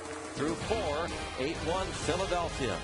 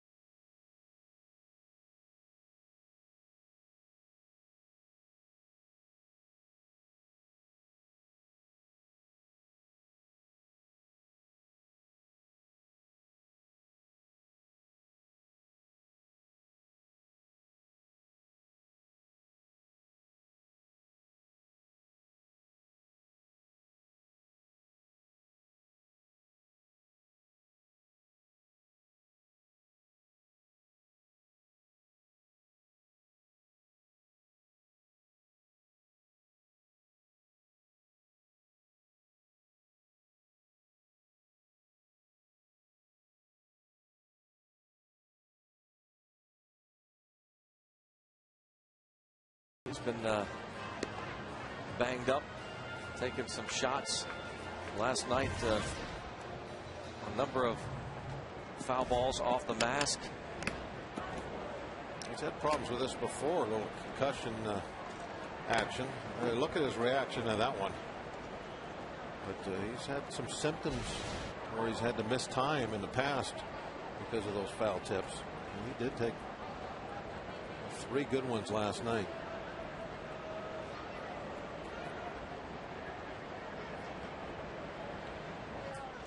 I've obviously never had the pleasure of feeling what that is like, but I would imagine it's like taking a pretty good punch from somebody.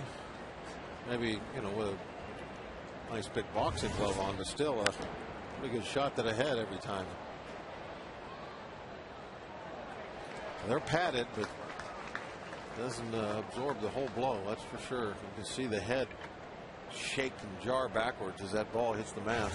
As I say, you take enough of them, you certainly can suffer concussions, and that has been the case with Domet and other catchers. And a base hit for Cody Ransom to start the 5th inning. We didn't do very good on the AT&T. We came up with what, 2? You know, I don't know. Schmidt. Was it Carlton? Did he? Carlton probably did. Was it always did. just Cy Youngs, or did he ever get an MVP? 5 Phillies who have won the MVP award.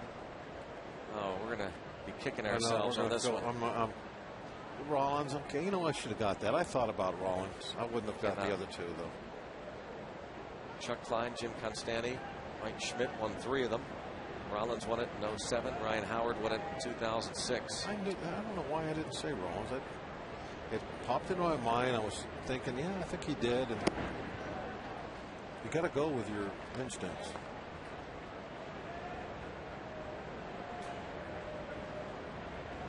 Right, Greg? No question.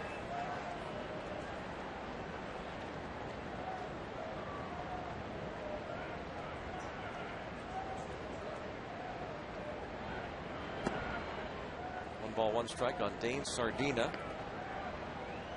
With the Phillies are going to be doing here on the trade front. They may be have early action with the injuries they have. I have to think that, although again Valdez has surprised everybody with the offensive punch that he's provided. It's popped up. Second base, Walker. Every Sunday Pirates home game is a Giant Eagle Advantage Card Day when the Buccos offer you 2 ways to save. You purchase the day of the game, you can get $5 off select reserve seats. Purchase in advance, double those savings to $10 off. To purchase tickets, visit the PNC Park ticket windows or go online at pirates.com/advantage card. And of course, a Giant Eagle Advantage Card Day tomorrow on the 4th of July. Final game of this homestand. What will the Phillies do? See, I think they will try and make some move to fill holes. And I'll tell you why, Greg. It's routine. They made a big investment in the offseason in Roy Halladay. And they don't want to come up a couple of games short because of injuries when it comes down to the end of the season. I mean, Halladay, they made the big push to win the World Series this year. And I don't think they can leave any stone unturned after doing that. So I think they are going to try and get some offensive help while Utley is out. You know, I don't know what's out there. I don't know what their options are, but they're going to make every effort to do that. And we'll know in the next really couple of weeks. It's what my inside sources have told me.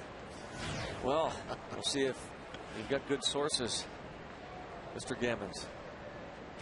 Ball one on Jimmy Rollins. Well, we'll find out in the next couple of weeks. That's when the trade talk will be pretty substantial, you'd think. It's an easy thing for me to say because if it doesn't happen, I say, well, they just couldn't get anything worked out. They tried. Right? Of course. Yeah, they tried this. Bob, you said the Phillies were going to make some trades. Yeah, they pushed a couple of different ways, but they just couldn't get anything done. Drive deep to left off the bat of Jimmy Rollins, and Rollins homers.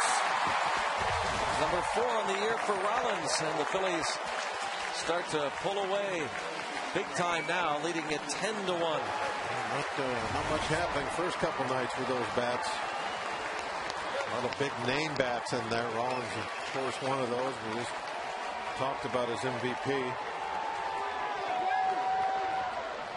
Hard to hold him down for an entire series.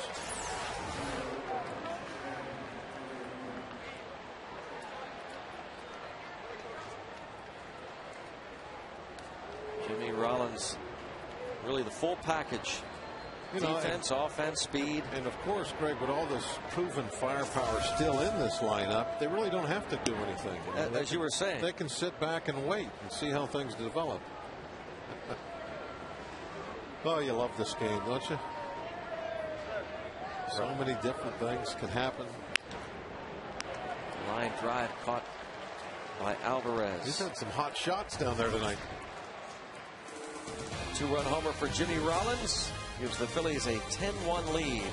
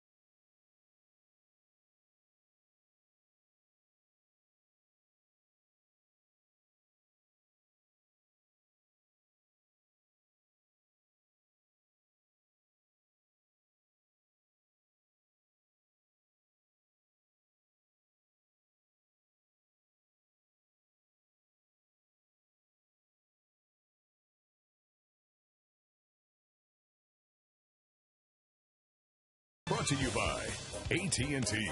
Rethink possible. And by Day Automotive. We're going to make your day. Getting ready for the fireworks. Get that barge out of there, though. They're going to have fireworks soon. Nachos. Fireworks, nachos, and Ryan Church. Ball one. Church singled in the second. Great lifetime numbers against Kendrick. 6 for 13. Be adding to those. Yep, 7 for 14. This one a solo homer. His third as a bucko. And it's 10-2.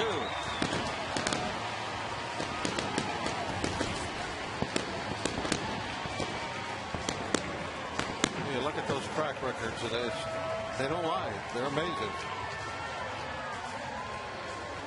Church is he's been scuffling. I mean, look at his batting average. It's down on the interstate, and then he gets a guy up there that he pretty much owns. And look what happened.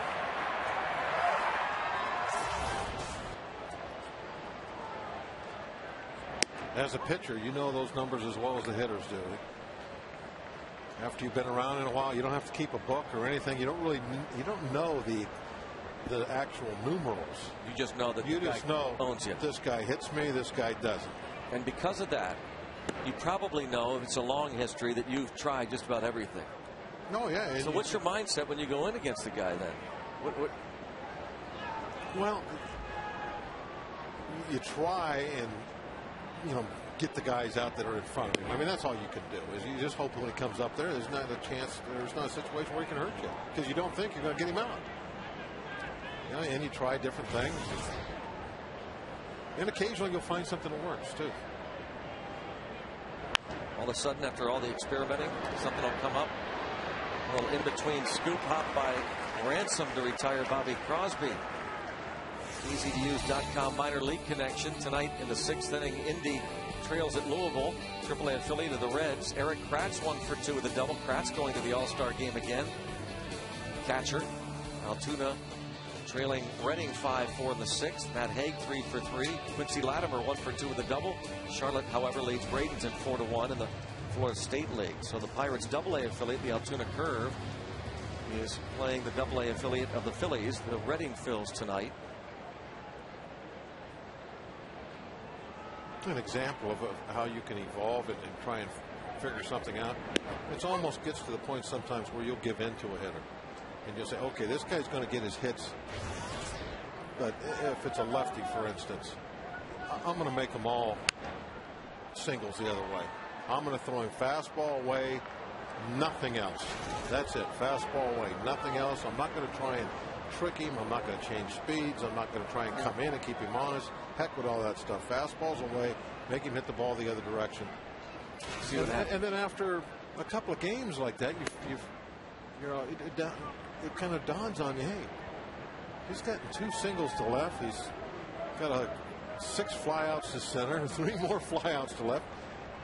And you found it without even looking. Justin Thomas in his first major league at bat. The pitcher strikes out. What would you say to a chance to see the Dave Matthews Band free at PNC Park on Saturday, July the 10th? Visit FSNinsider.com under For Fans Only and register for your chance to win 2 tickets to see the show. It's all brought to you by your friends at Live Nation and FSN. What would you say?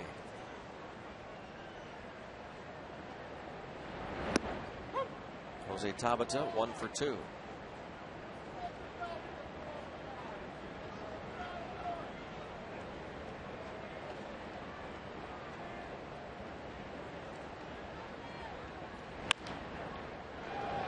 Rollins, the easy hop on to first.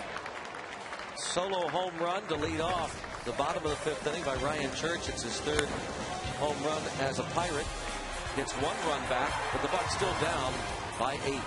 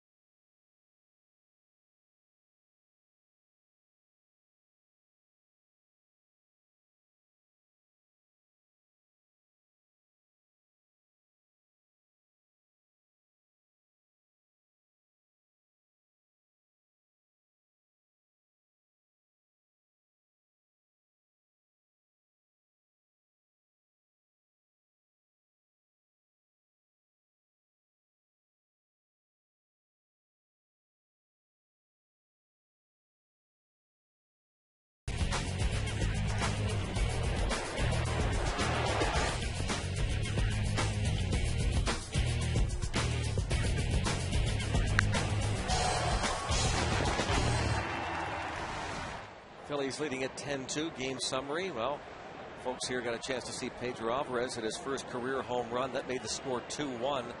But the Phillies score 5 in the third, 1 in the fourth, 2 more in the fifth. Shane Victorino is 3 for 4. Ryan Howard has driven in 3 with a couple of hits. And the fans also got a chance to see instant replay used in a Major League Baseball game, and the original call was upheld. Jason Worth, the last batter that Mahalam faced, hit a fly ball that bounced off the top of the wall near the 410 sign for an RBI double. 1 ball, 1 strike.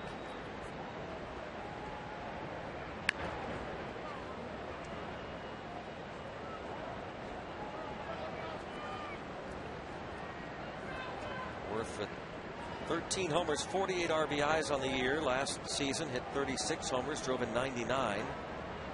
The last year of his contract, correct? Yes. Be one of the big names out there in the free agent market if he doesn't re-sign before then.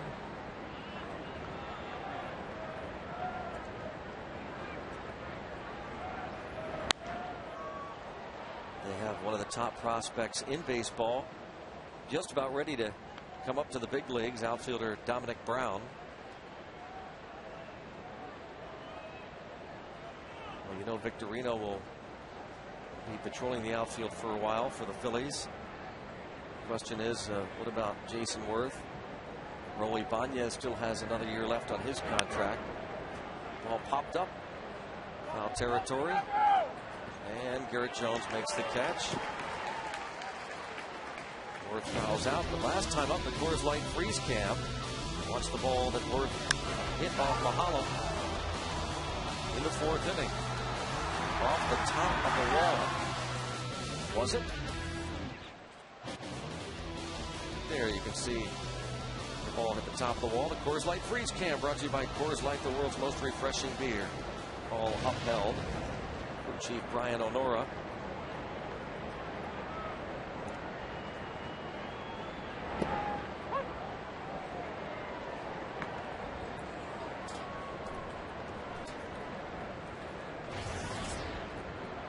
Ryan Howard, 2 for 3. And 4 hits and 10 at-bats in the series. His 3 RBIs giving him 58 now on the year.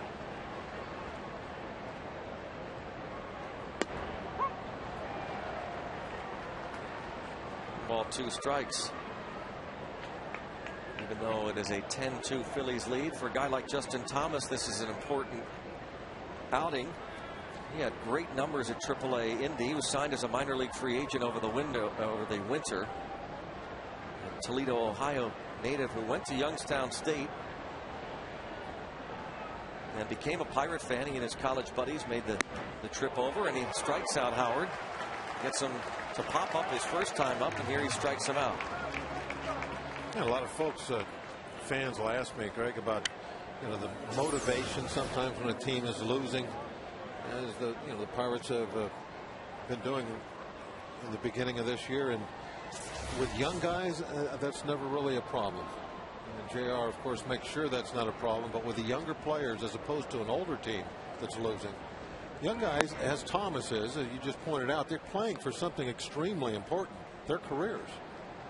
Jose Tabata out in left field, you don't have to really do a whole lot with these guys. They're trying to establish themselves.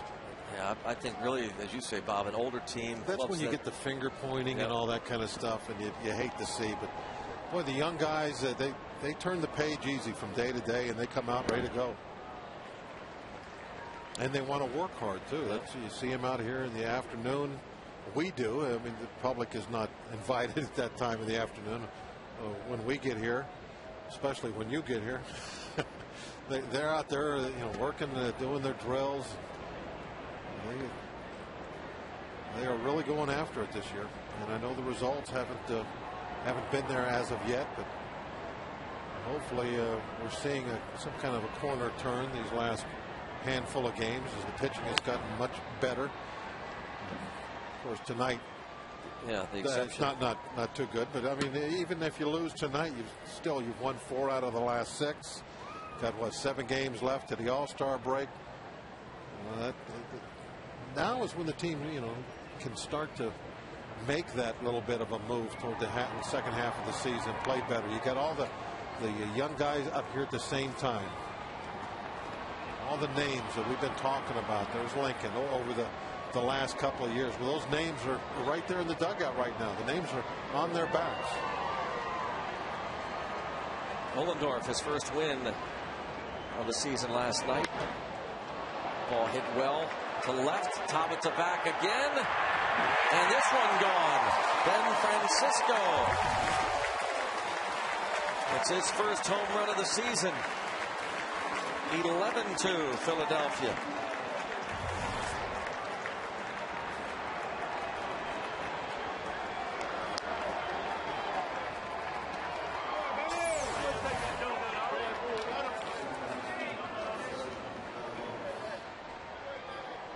Well, Greg, it looks like the Phillies taking some frustrations out on the Buccos tonight.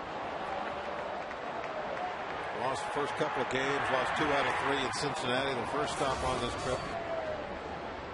A lot of questions about their offense. Just been middle of the road this year. Coming out swinging the bats tonight. Valdez grounds out. And Francisco's home run gives the Phillies an 11-2 lead.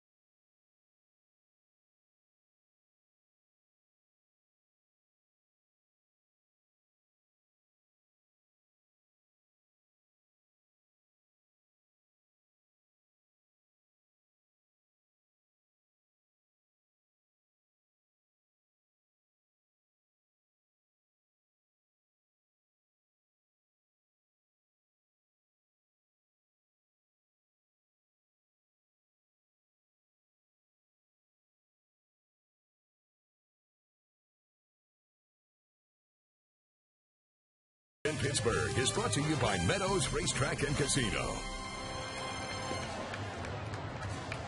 The Buccos here in Pittsburgh are trailing 11-2, but not going to dampen the enthusiasm of the folks in the Burgh enjoying the 4th of July holiday weekend. A lot of people in from Philadelphia. Fabulous weather for this holiday weekend. Just great every day. Sunshine, warm. No rain, blue skies.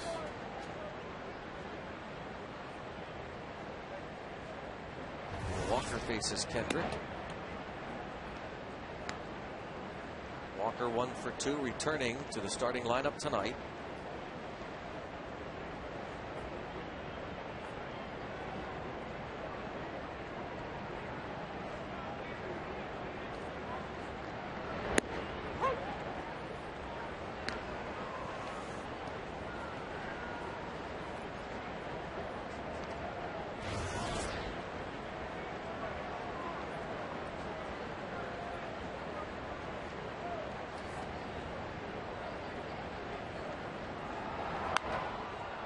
And that'll reach the seats.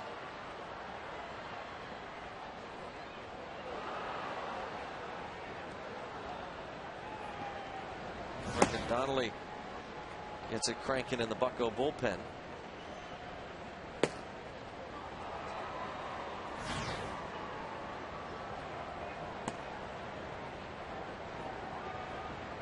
Walker, one of 6 Pirate hits against Kyle Kendrick. He's given up 2 solo home runs. He's looking to win his 5th game of the year. And he gets the strikeout.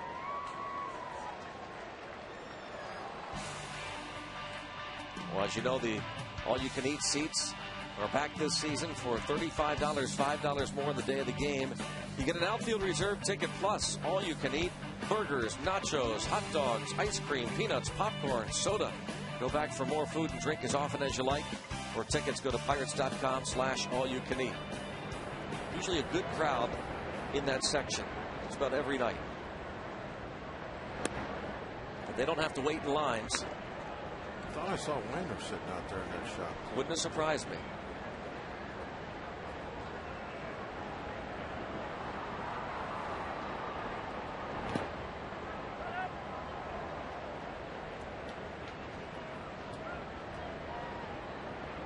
Because on the nights that John works up here in the booth, the seat here in the booth becomes the all-you-can-eat seat.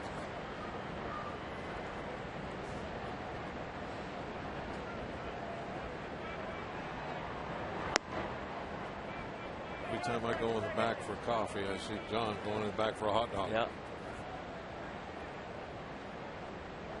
They're on the rotunda. That's a neat-looking view. 4-pitch walk to McCutchen. So many great things about this great ballpark. Really not a bad seat in this yard, and each location offers you just a different perspective of the game. I actually know people, Bob, who come out to a dozen games a year, and they will intentionally purchase tickets in different locations. Different sites. You can sit out there and watch the game too. You can look up at the scoreboard at the big screen. You get a pretty good idea of what's happening. You get to see some replays. It is an amazing place. But you're right.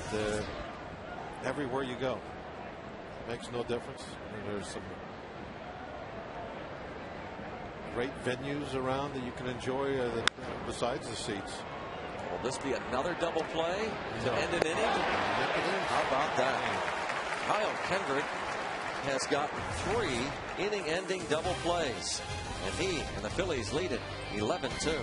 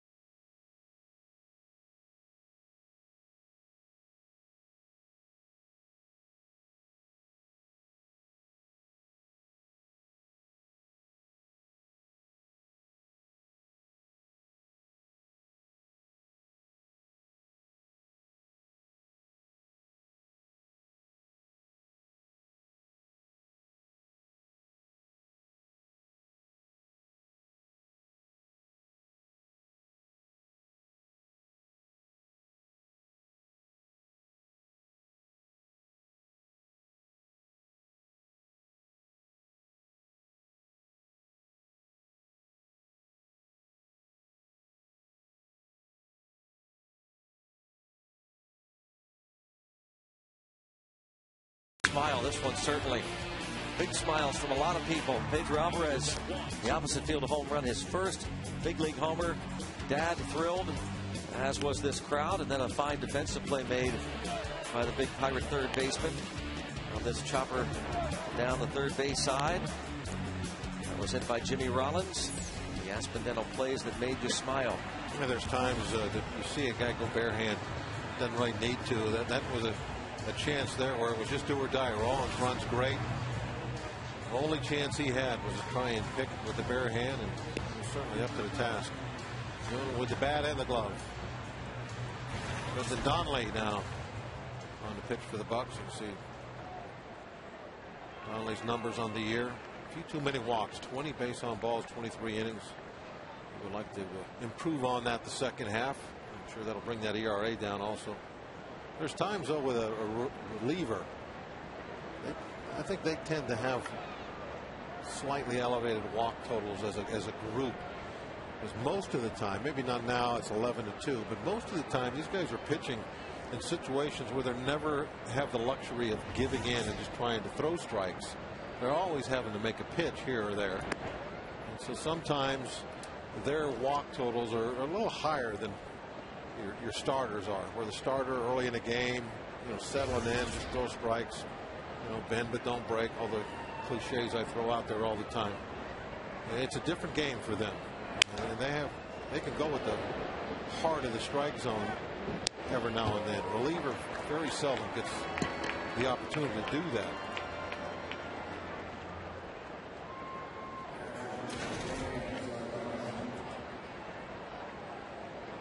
Donnelly now faces Dane Sardina. Justin Thomas went 3 innings, gave up 3 runs on 3 hits. Brendan certainly has little, what do you call those, idiosyncrasies? Oh yeah, yeah. Fix the glasses, and it just touches his uniform in certain areas. Does that with his hands. Yep.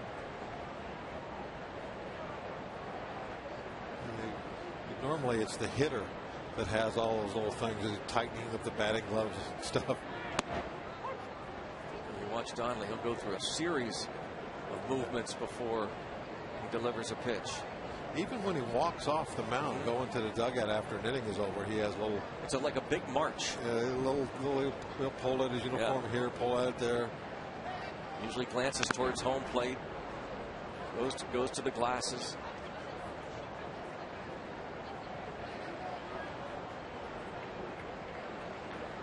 Who was that? The shortstop for the Red Sox, went to the Dodgers for a while. Just Garcia Parra.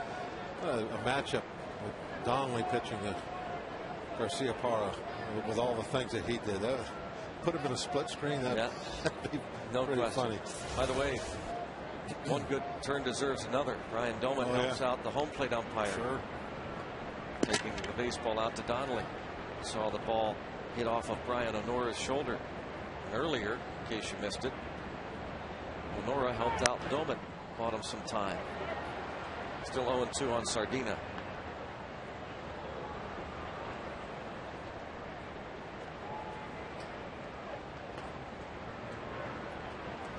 They spent a lot of time back there together. Catcher and the home plate umpire.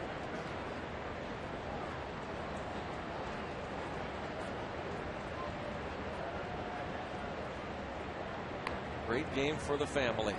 Major League Baseball. Fly ball to center. Routine for McCutchen. 2 outs. You might have heard us talking about this the last couple of weeks, and we wanted to really remind you to go online, pirates.com/MazArt, and take advantage of this opportunity. The Maz double play lithograph on the left side of your screen. There are only 250 available, and each one is numbered and hand signed by the artist himself, Burton Morris, and Bill Mazeroski. Those are for a $500 contribution to Pirates Charities. And on the right, you see the double play posters. Those are for a $10 contributions to Pirates Charities. Again, go to pirates.com/MazArt. One word, MazArt. Or you can call toll free 1-877-MAZ-1960.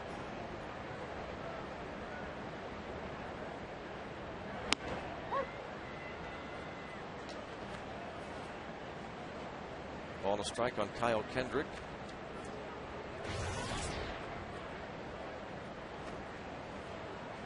All for 3. They have not needed his bat tonight, that's for sure. Just what he's done on the mound is fine. Phillies offense erupting for 11 runs, 13 hits. It's a good thing they didn't need his bat tonight. Batting average has dropped down to .038. He looks better than an 038 hitter, doesn't he?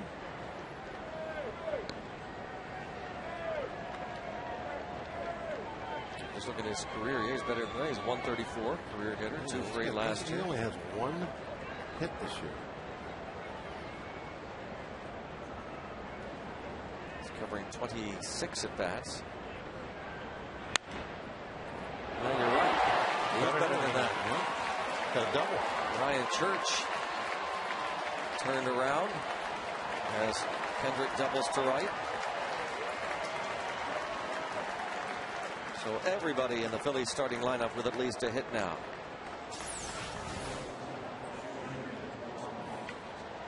Reached out, poked it the other direction. Church, he thought for sure that was going into the corner. And it didn't make it. He had to throw the brakes on and go run it down.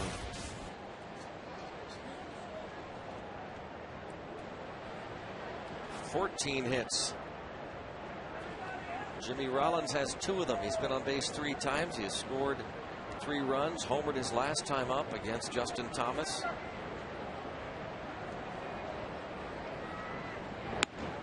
And a strike. We'll send along a belated congratulations to Scott Miller's sister Melody. Scott works down at the Lexus Club behind home plate. Melody and her husband Jeff welcomed their first child into the world, Emily Marie Durham, was born June 21st. We're assured she already is a big Pirates fan. 0-2 on Jimmy Rollins. 2 outs and a man on here in the 7th.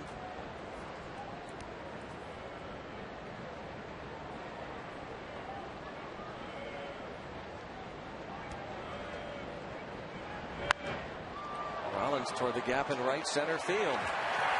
And he will get a 2-base hit. And drives in another run. And he is a triple shy of the cycle. Phillies put up a dozen on the board. But he can stop it. Everybody that goes out there is getting touched up.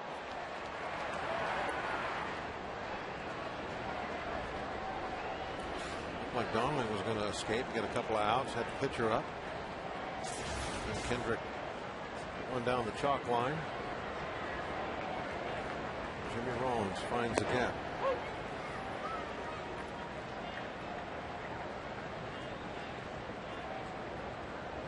For Bucco fans, it's got to just reach back now and wait for the fireworks. Yep. Get them in the morning. Beating the Phillies 3-2 on Thursday night. Blanked the Phillies last night 2-0. No reason for a down look. We still got them 2 out of 3 at this point. Tomorrow they'll look for, unless Pirates have a gigantic rally, they'll need a W tomorrow to take the series. Toss on to first by Donnelly, gets Victorino. Go to the bottom of the 7th inning. 7th inning stretch time, 12-2 Philadelphia.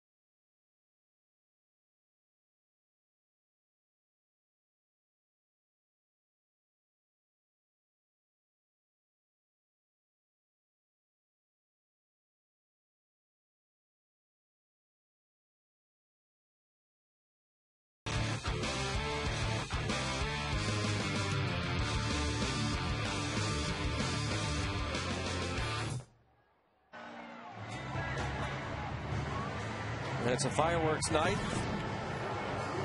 We're in the 7th inning stretch. They're just testing it out. All systems go. Brendan Donnelly gives up the 1 run in the top of the 7th inning, and pretty much all Philadelphia tonight, 12-2.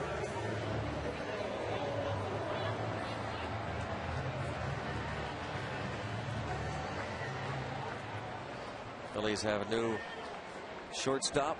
Wilson Valdez moves from second to short. Juan Castro takes over at second. Jimmy Rollins gets the rest of the night off. Alvarez pops up. 1 out, bottom of the 7th.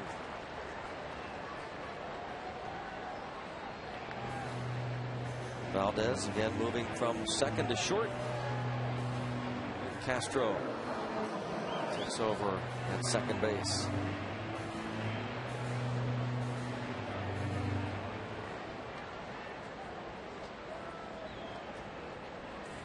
Ryan Doman has flied out, bounced into a double play.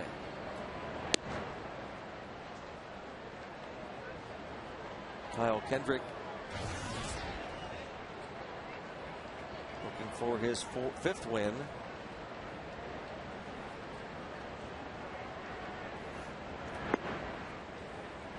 Two and 0 the count.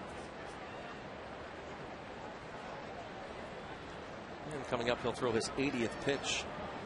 Last time out, he lost to the Reds. Gave up 6 runs, 5 earned, and 6 1/3. Phillies lost that game 7-3 on this road trip. All popped up. Ransom makes the catch. 2 up and 2 down. This is excuse me, this kind of score that will allow you to keep that pitch count under control, because he has the big lead. Anytime he gets to, say, 2 balls, as he did there with Doman, I mean, he can just say, okay, here it is, right down the middle. Go ahead, put it in play. And if he gets on some kind of a roll, you know, he gets some quick, easy outs like that, the pitch count never really becomes much of a factor. He doesn't have to worry about throwing perfect pitches, missing a little here, missing a little there.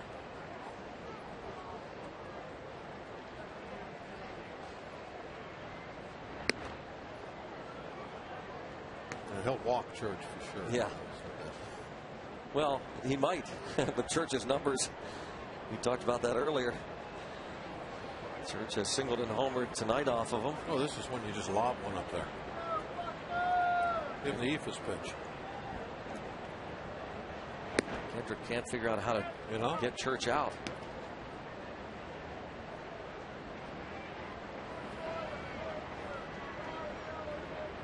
Seven hits in 14 career at bats with 4 walks versus Kendrick.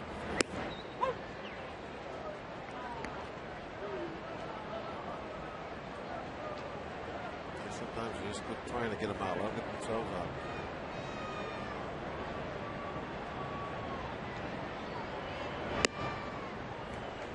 There it is. It was a guaranteed one. Especially with Church.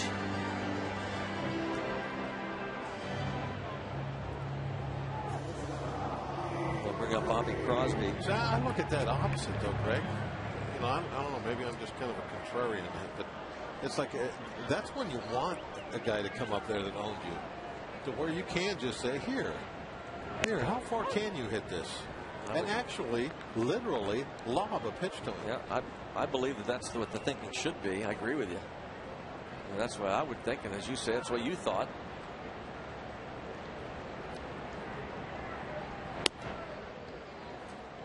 Oh, 1-2 on Crosby.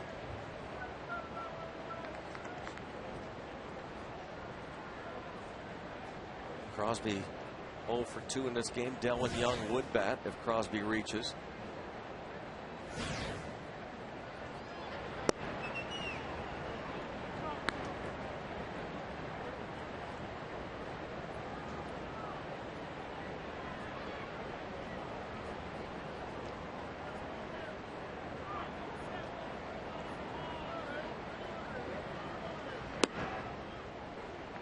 Two and 2. Kendrick was a 7th-round pick of the Phillies in 2003 out of Mount Vernon High School in Mount Vernon, Washington. Outstanding three-sport star.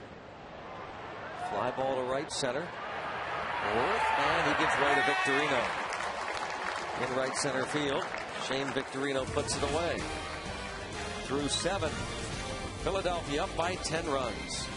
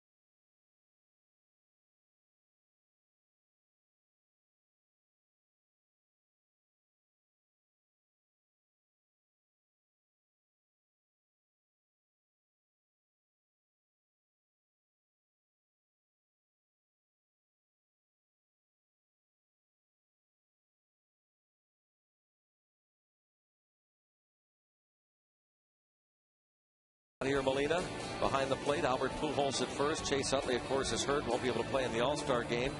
But he has garnered the most votes as second baseman. Hanley Ramirez, nearly 2 million votes at short. Placido Polanco also not going to be able to play in the All-Star game, but he has the most votes at third. And the outfielders, top 3 vote getters. Braun, Ethier, and Hayward. And Jason Hayward won't be able to play either. Hayward's hurt. Yeah. DJ Carrasco will be the new Pirates pitcher. Bucks make some changes in the outfield.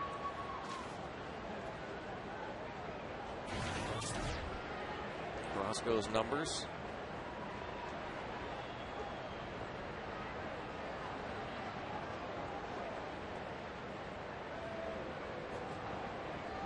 DJ comes across to me as a guy, with a big lead. He would be one of those experimenters.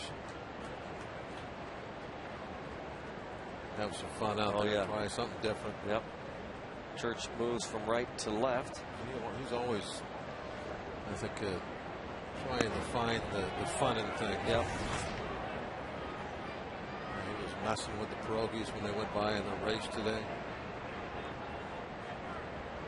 Cheese won, by the way. Tabata moves to center.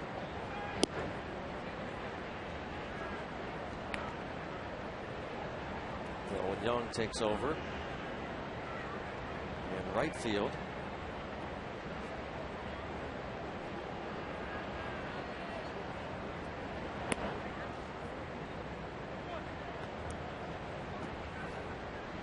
Young will bat in the 9th spot of the order.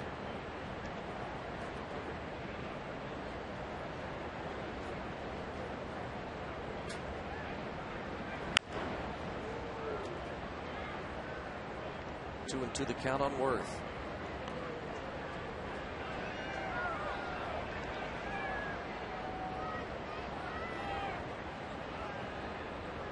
Worth struck out his first at bat against Paul Mahalam and then hit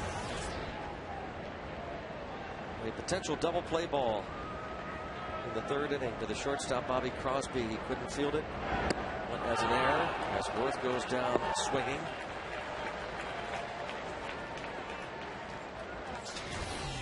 In case you missed it around the major leagues, Jim Thome hit 2 home runs tonight. Now 574 for his career and passing former Twin Harmon Killebrew for 10th on the all-time list. Steven Strasburg, shortest outing of his career, struck out 5 in 5 innings. The Yankees' Brett Gardner, his first career Grand Slam. Yankees beat the Jays, and Randy Wells took a no-hitter into the 8th inning. The Cubs beat the Reds 3-1.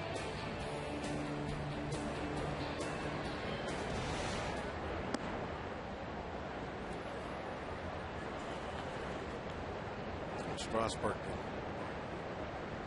5 innings, shortest of his career. There's a lot of guys that have come up. It's taken them that many starts to get to 5 innings. Going the other way. He's been special. How many starts now in his career? I'm going to take a guess and say 6.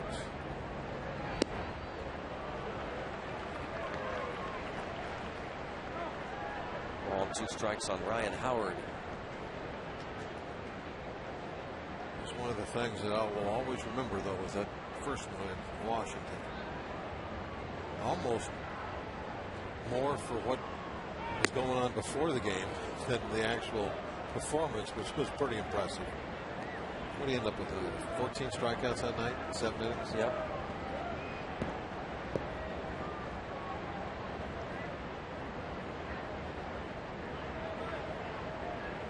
Counting over 150 people on the field before batting practice. Non-uniform people. 7 innings against the Pirates, struck out 14. His next outing in Cleveland, he went 5 1/3. Walked 5, struck out 8. And then he went 7 against the White Sox. Followed that up with 6 against the Royals. 6 1/3 against Atlanta as Howard goes down on strikes. DJ just mowing them down. Tomorrow on Inside Pirates Baseball, we'll take an inside look at Garrett Jones' action-packed first full year with the team. Plus, see why there's something peculiar and painful about walk-off home run celebrations this year. Catch all this and more Inside Pirates Baseball tomorrow afternoon at 12:30 here on FSN.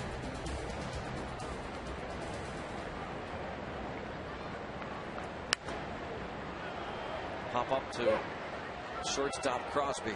Nice inning for DJ, huh? 1, 2, 3. Head to the bottom of the 8th inning. Phillies up 12-2.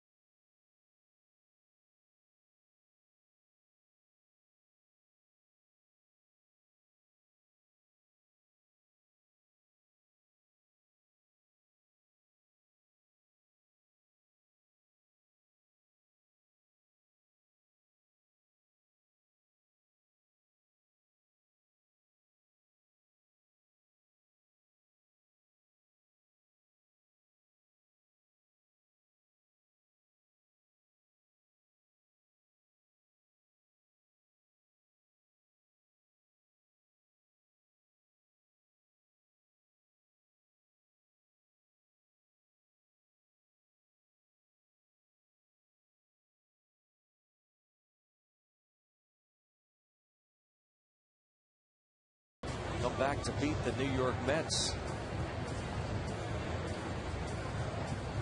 Matt Cap survived it. They beat Francisco Rodriguez, and that, of course, impacts the National League East.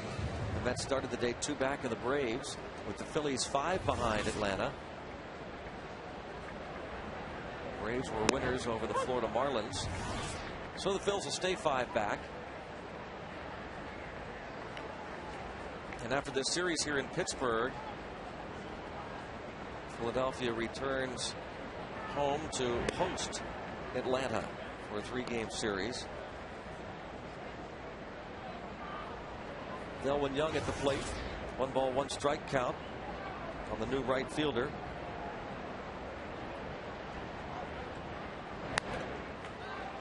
And a pop up on the infield.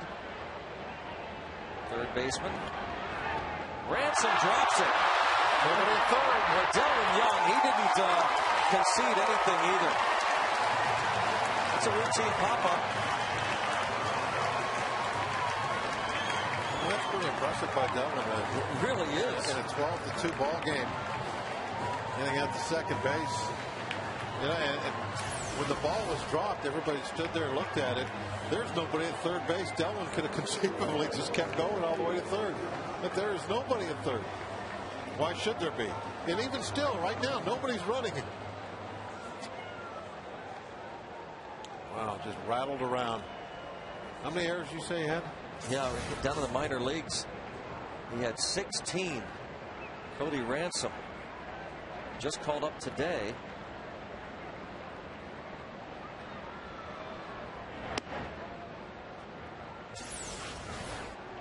Delwyn Young again.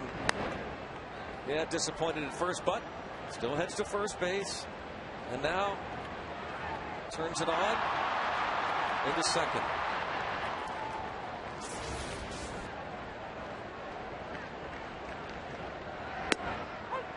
Strike on Tabata. Ransom, 13 of his errors at AAA Lehigh Valley were as a third baseman.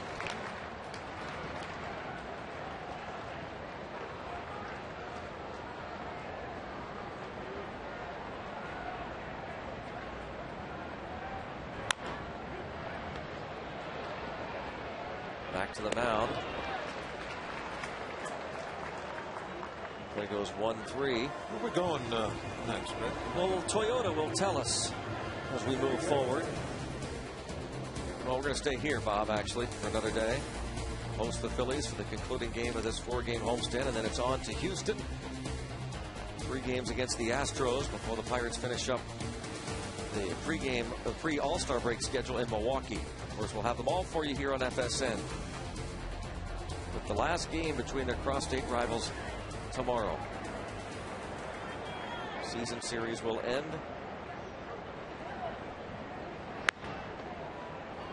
Bounce to first. Walker is retired. Bucko's just going to Philly for 2 games this year. Mike got it done.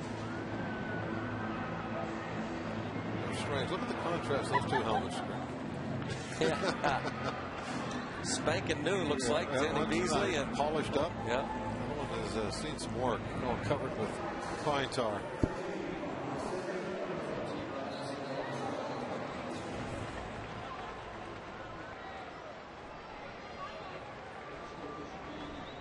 They used to put pine tar a lot of different places to where you wouldn't have to always go back to the rag. One of the places that first started was halfway up the bat, so they could reach up and grab a little extra pine tar when they needed it. Then they that speed up rule years ago, to where you couldn't even call time and go back to get the pine tar rag. They wouldn't allow you to do that, and more and more players started adding that pine tar to their helmet. They feel like they need a little extra stickiness, they just reach up, tap the helmet.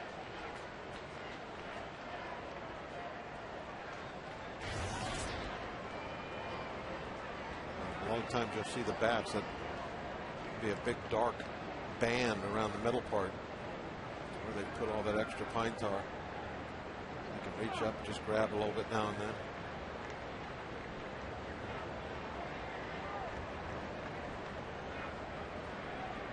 Oh, 2 count on the pinch hitter, Ronnie Cedeno. Fly ball to right. Yeah, that's hit well. Yeah, opposite field power for Cedeno. Will wind up with a double and bring home the Pirates' third run of the game. That is what you see from Cedeno on occasion. And he shows you what physically he is capable of doing every now and then. I mean, you watch him take batting practice. It's pretty impressive. He's got some pop in his bat. It just doesn't play in the game on a consistent basis.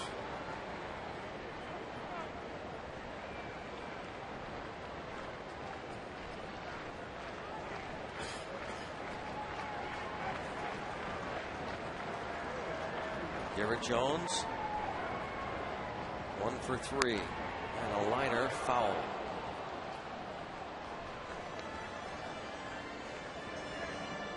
$38,352, the fourth sellout of the year. Here at PNC Park, getting ready for the fireworks. And Kendrick over 100 pitches now. Still quiet in the Philly pen.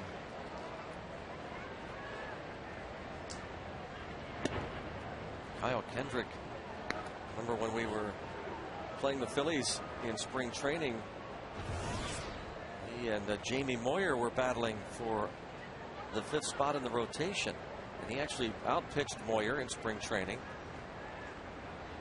but he was sent to the bullpen. That didn't last long because Joe Blanton got hurt. Fly ball to center, sending Victorino back. And he makes the catch. Has some fun with the relievers. Bucks get one and trail 12-3.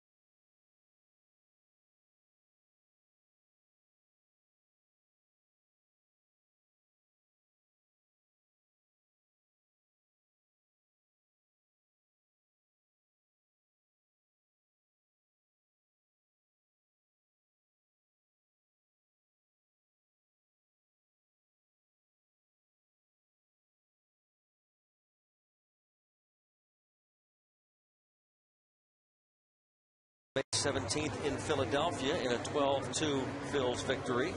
And they're leading this one 12-3. Ronnie Cedeno stays in the game to play shortstop.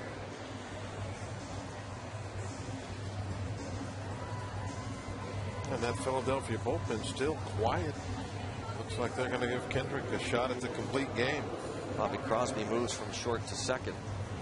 The new Pirates pitcher Javier Lopez will bat in Neil Walker's spot of the order.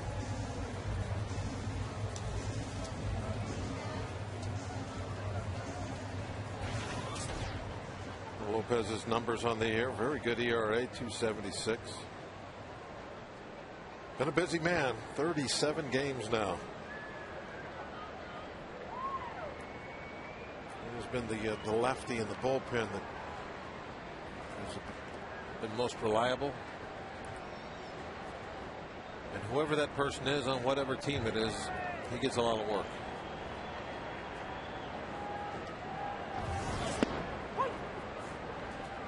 situational lefties. They usually don't pitch a long time. An inning is a lot. Yeah, the situational lefty. A lot of times it's just come in, get one out, face one guy. But it's normally something that the manager thinks is pretty crucial. Wilson Valdez, a comebacker. AGH Sports Medicine Pirates postgame coming up with extended highlights and expert analysis. Our team is ready to answer your questions about the Buccos and break down key plays from the game. The AGH Sports Medicine Pirates postgame coming up following this one. A lot of talk about the first home run in the career of Pedro Alvarez.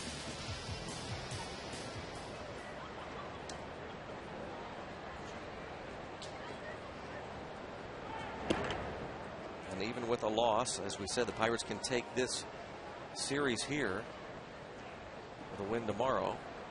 Even with a loss, they've won 4 out of the last 6. They're on a little bit of a roll. They got some confidence going. Well, tonight won't mean much to them. They come back. It's a day game too. That's even better. Less time to think about this one. Let's get it over with. The first inning tomorrow will be here sooner than you think. It's Jeff Karstens tomorrow against Joe Blanton. Well, how about if Karstens wins tomorrow? Karstens wins tomorrow.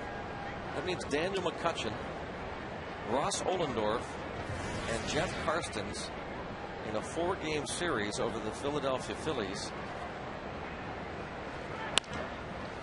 would get the win. And of course, those 3 players, along with Tabata, came over in the Yankee deal a couple of seasons back.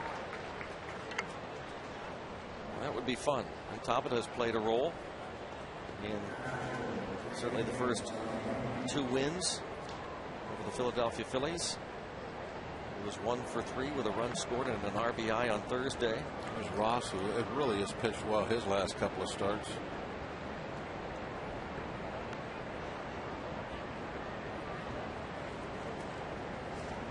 Pirates sent Xavier Nady and Damaso Marte to the Yankees to get those players.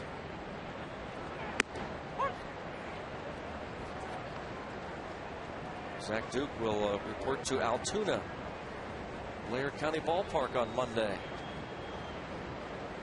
Begin his rehab. He figures to make a couple of starts before rejoining the Pirates after the All-Star break. It'll be the first time that he's pitched in Altoona since 2004.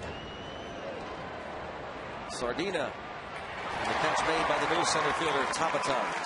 A 7-pitch inning for Lopez. Go to the bottom of the 9th. 12-3 Phillies.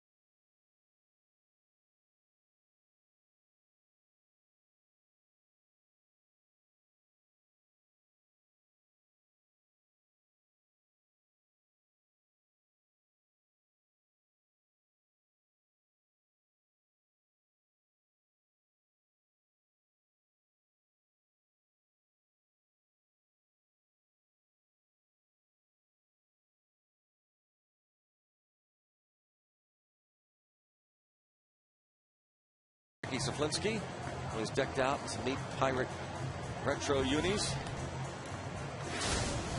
And doing the robot. Pedro Alvarez did this. First major league home run with 1 out in the 2nd inning. At the time, it made it a 2-1 game. So he's on the board with his first home run. Mark it down against Kyle Kendrick, July 3rd, 2010.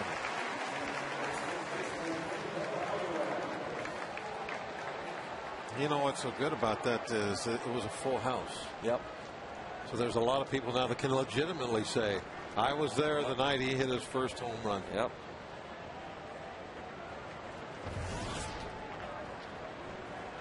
Let's hope that becomes a subject for discussion years from now. Yeah, Hit that one hard. Alvarez said he sure did. 2nd hit of the night for Alvarez. You know what we're not seeing is those swings and misses at the fastball the last couple of days. There were a lot of no contacts on fastballs this first week in the big leagues. And those are disappearing now. It's his first career multi-hit game.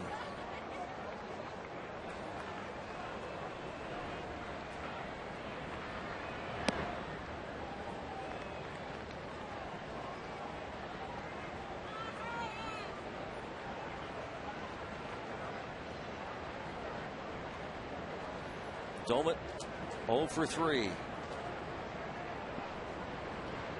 Domet's been working hard this week. Showed a shot earlier tonight, and he took like 3 good shots to the mask in last night's ball game.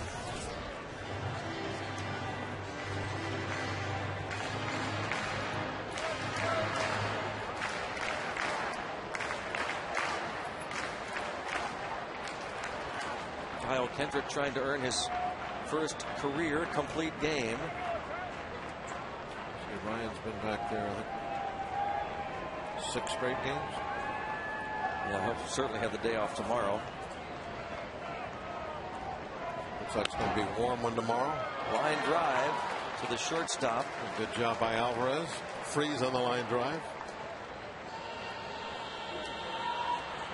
Sometimes you'll get doubled off. Well, you get doubled off almost all the time with a line drive to first base. Second base, you get doubled off a lot. But it really is kind of shame on you if you get doubled off when the ball has hit the other side of the infield. Either third base or shortstop. That's on you if you get doubled off. They'll kind of look the other way if it's a line drive on your side of the island.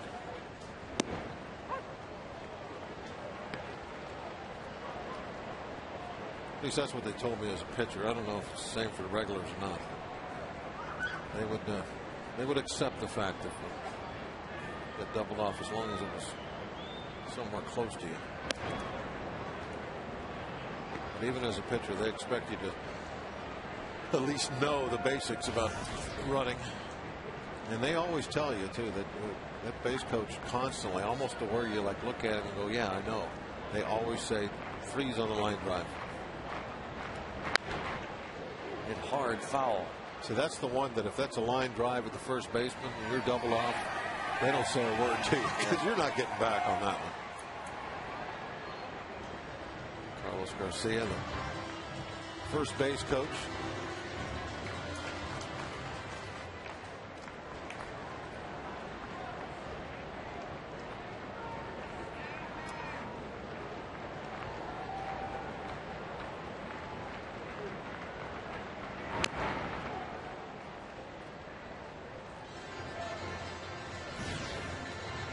Denise Baez just in case.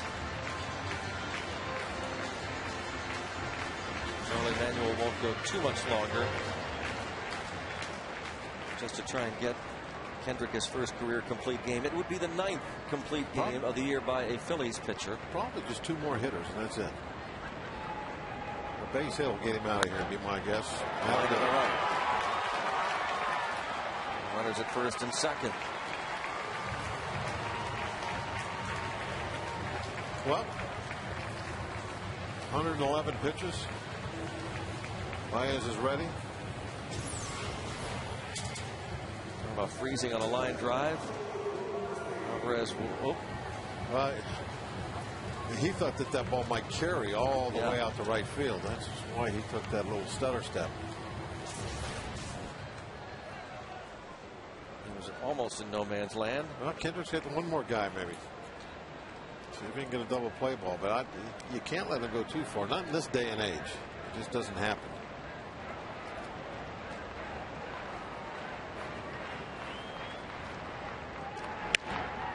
Ground ball. Short to second, and the drop and the out call is made anyway, as Castro, according to Chris Guccione, was transferring it to try and throw to first. Valdez, the shortstop, throwing to second for the force. I don't know, Greg. That one was a little iffy. Maybe the replay will show something different, right? I'm not sure he actually ever caught that ball. There it is.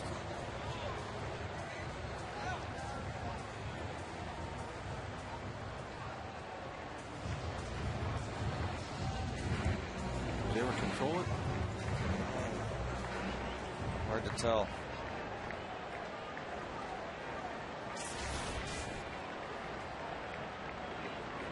Valdez, the shortstop, throwing to Castro.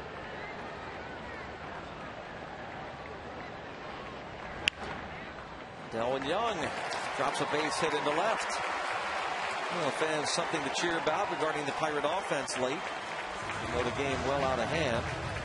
Delwin Young picks up the RBI to bring home Alvarez. Charlie's not moving. Jose Tabata at the plate. 12-4 game.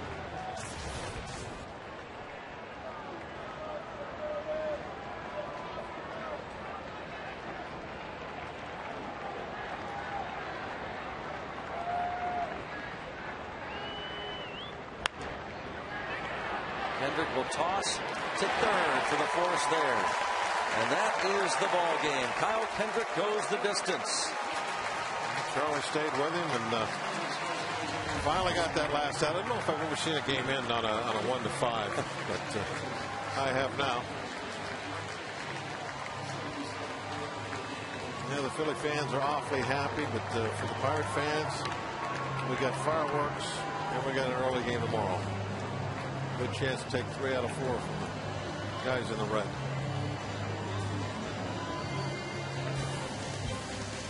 Again, 12-4 the final score. We will join you again tomorrow afternoon. The finale of the series. Tim Neverett, Bob Walk bring you the call at 1:30. Once again, our final score, 12-4. The Philadelphia Phillies win it. For Bob Walk and our entire FSN crew, this is Greg Brown. Thanks so much for being with us tonight. We remind you to stay tuned because the AGH Sports Medicine postgame show is coming up next.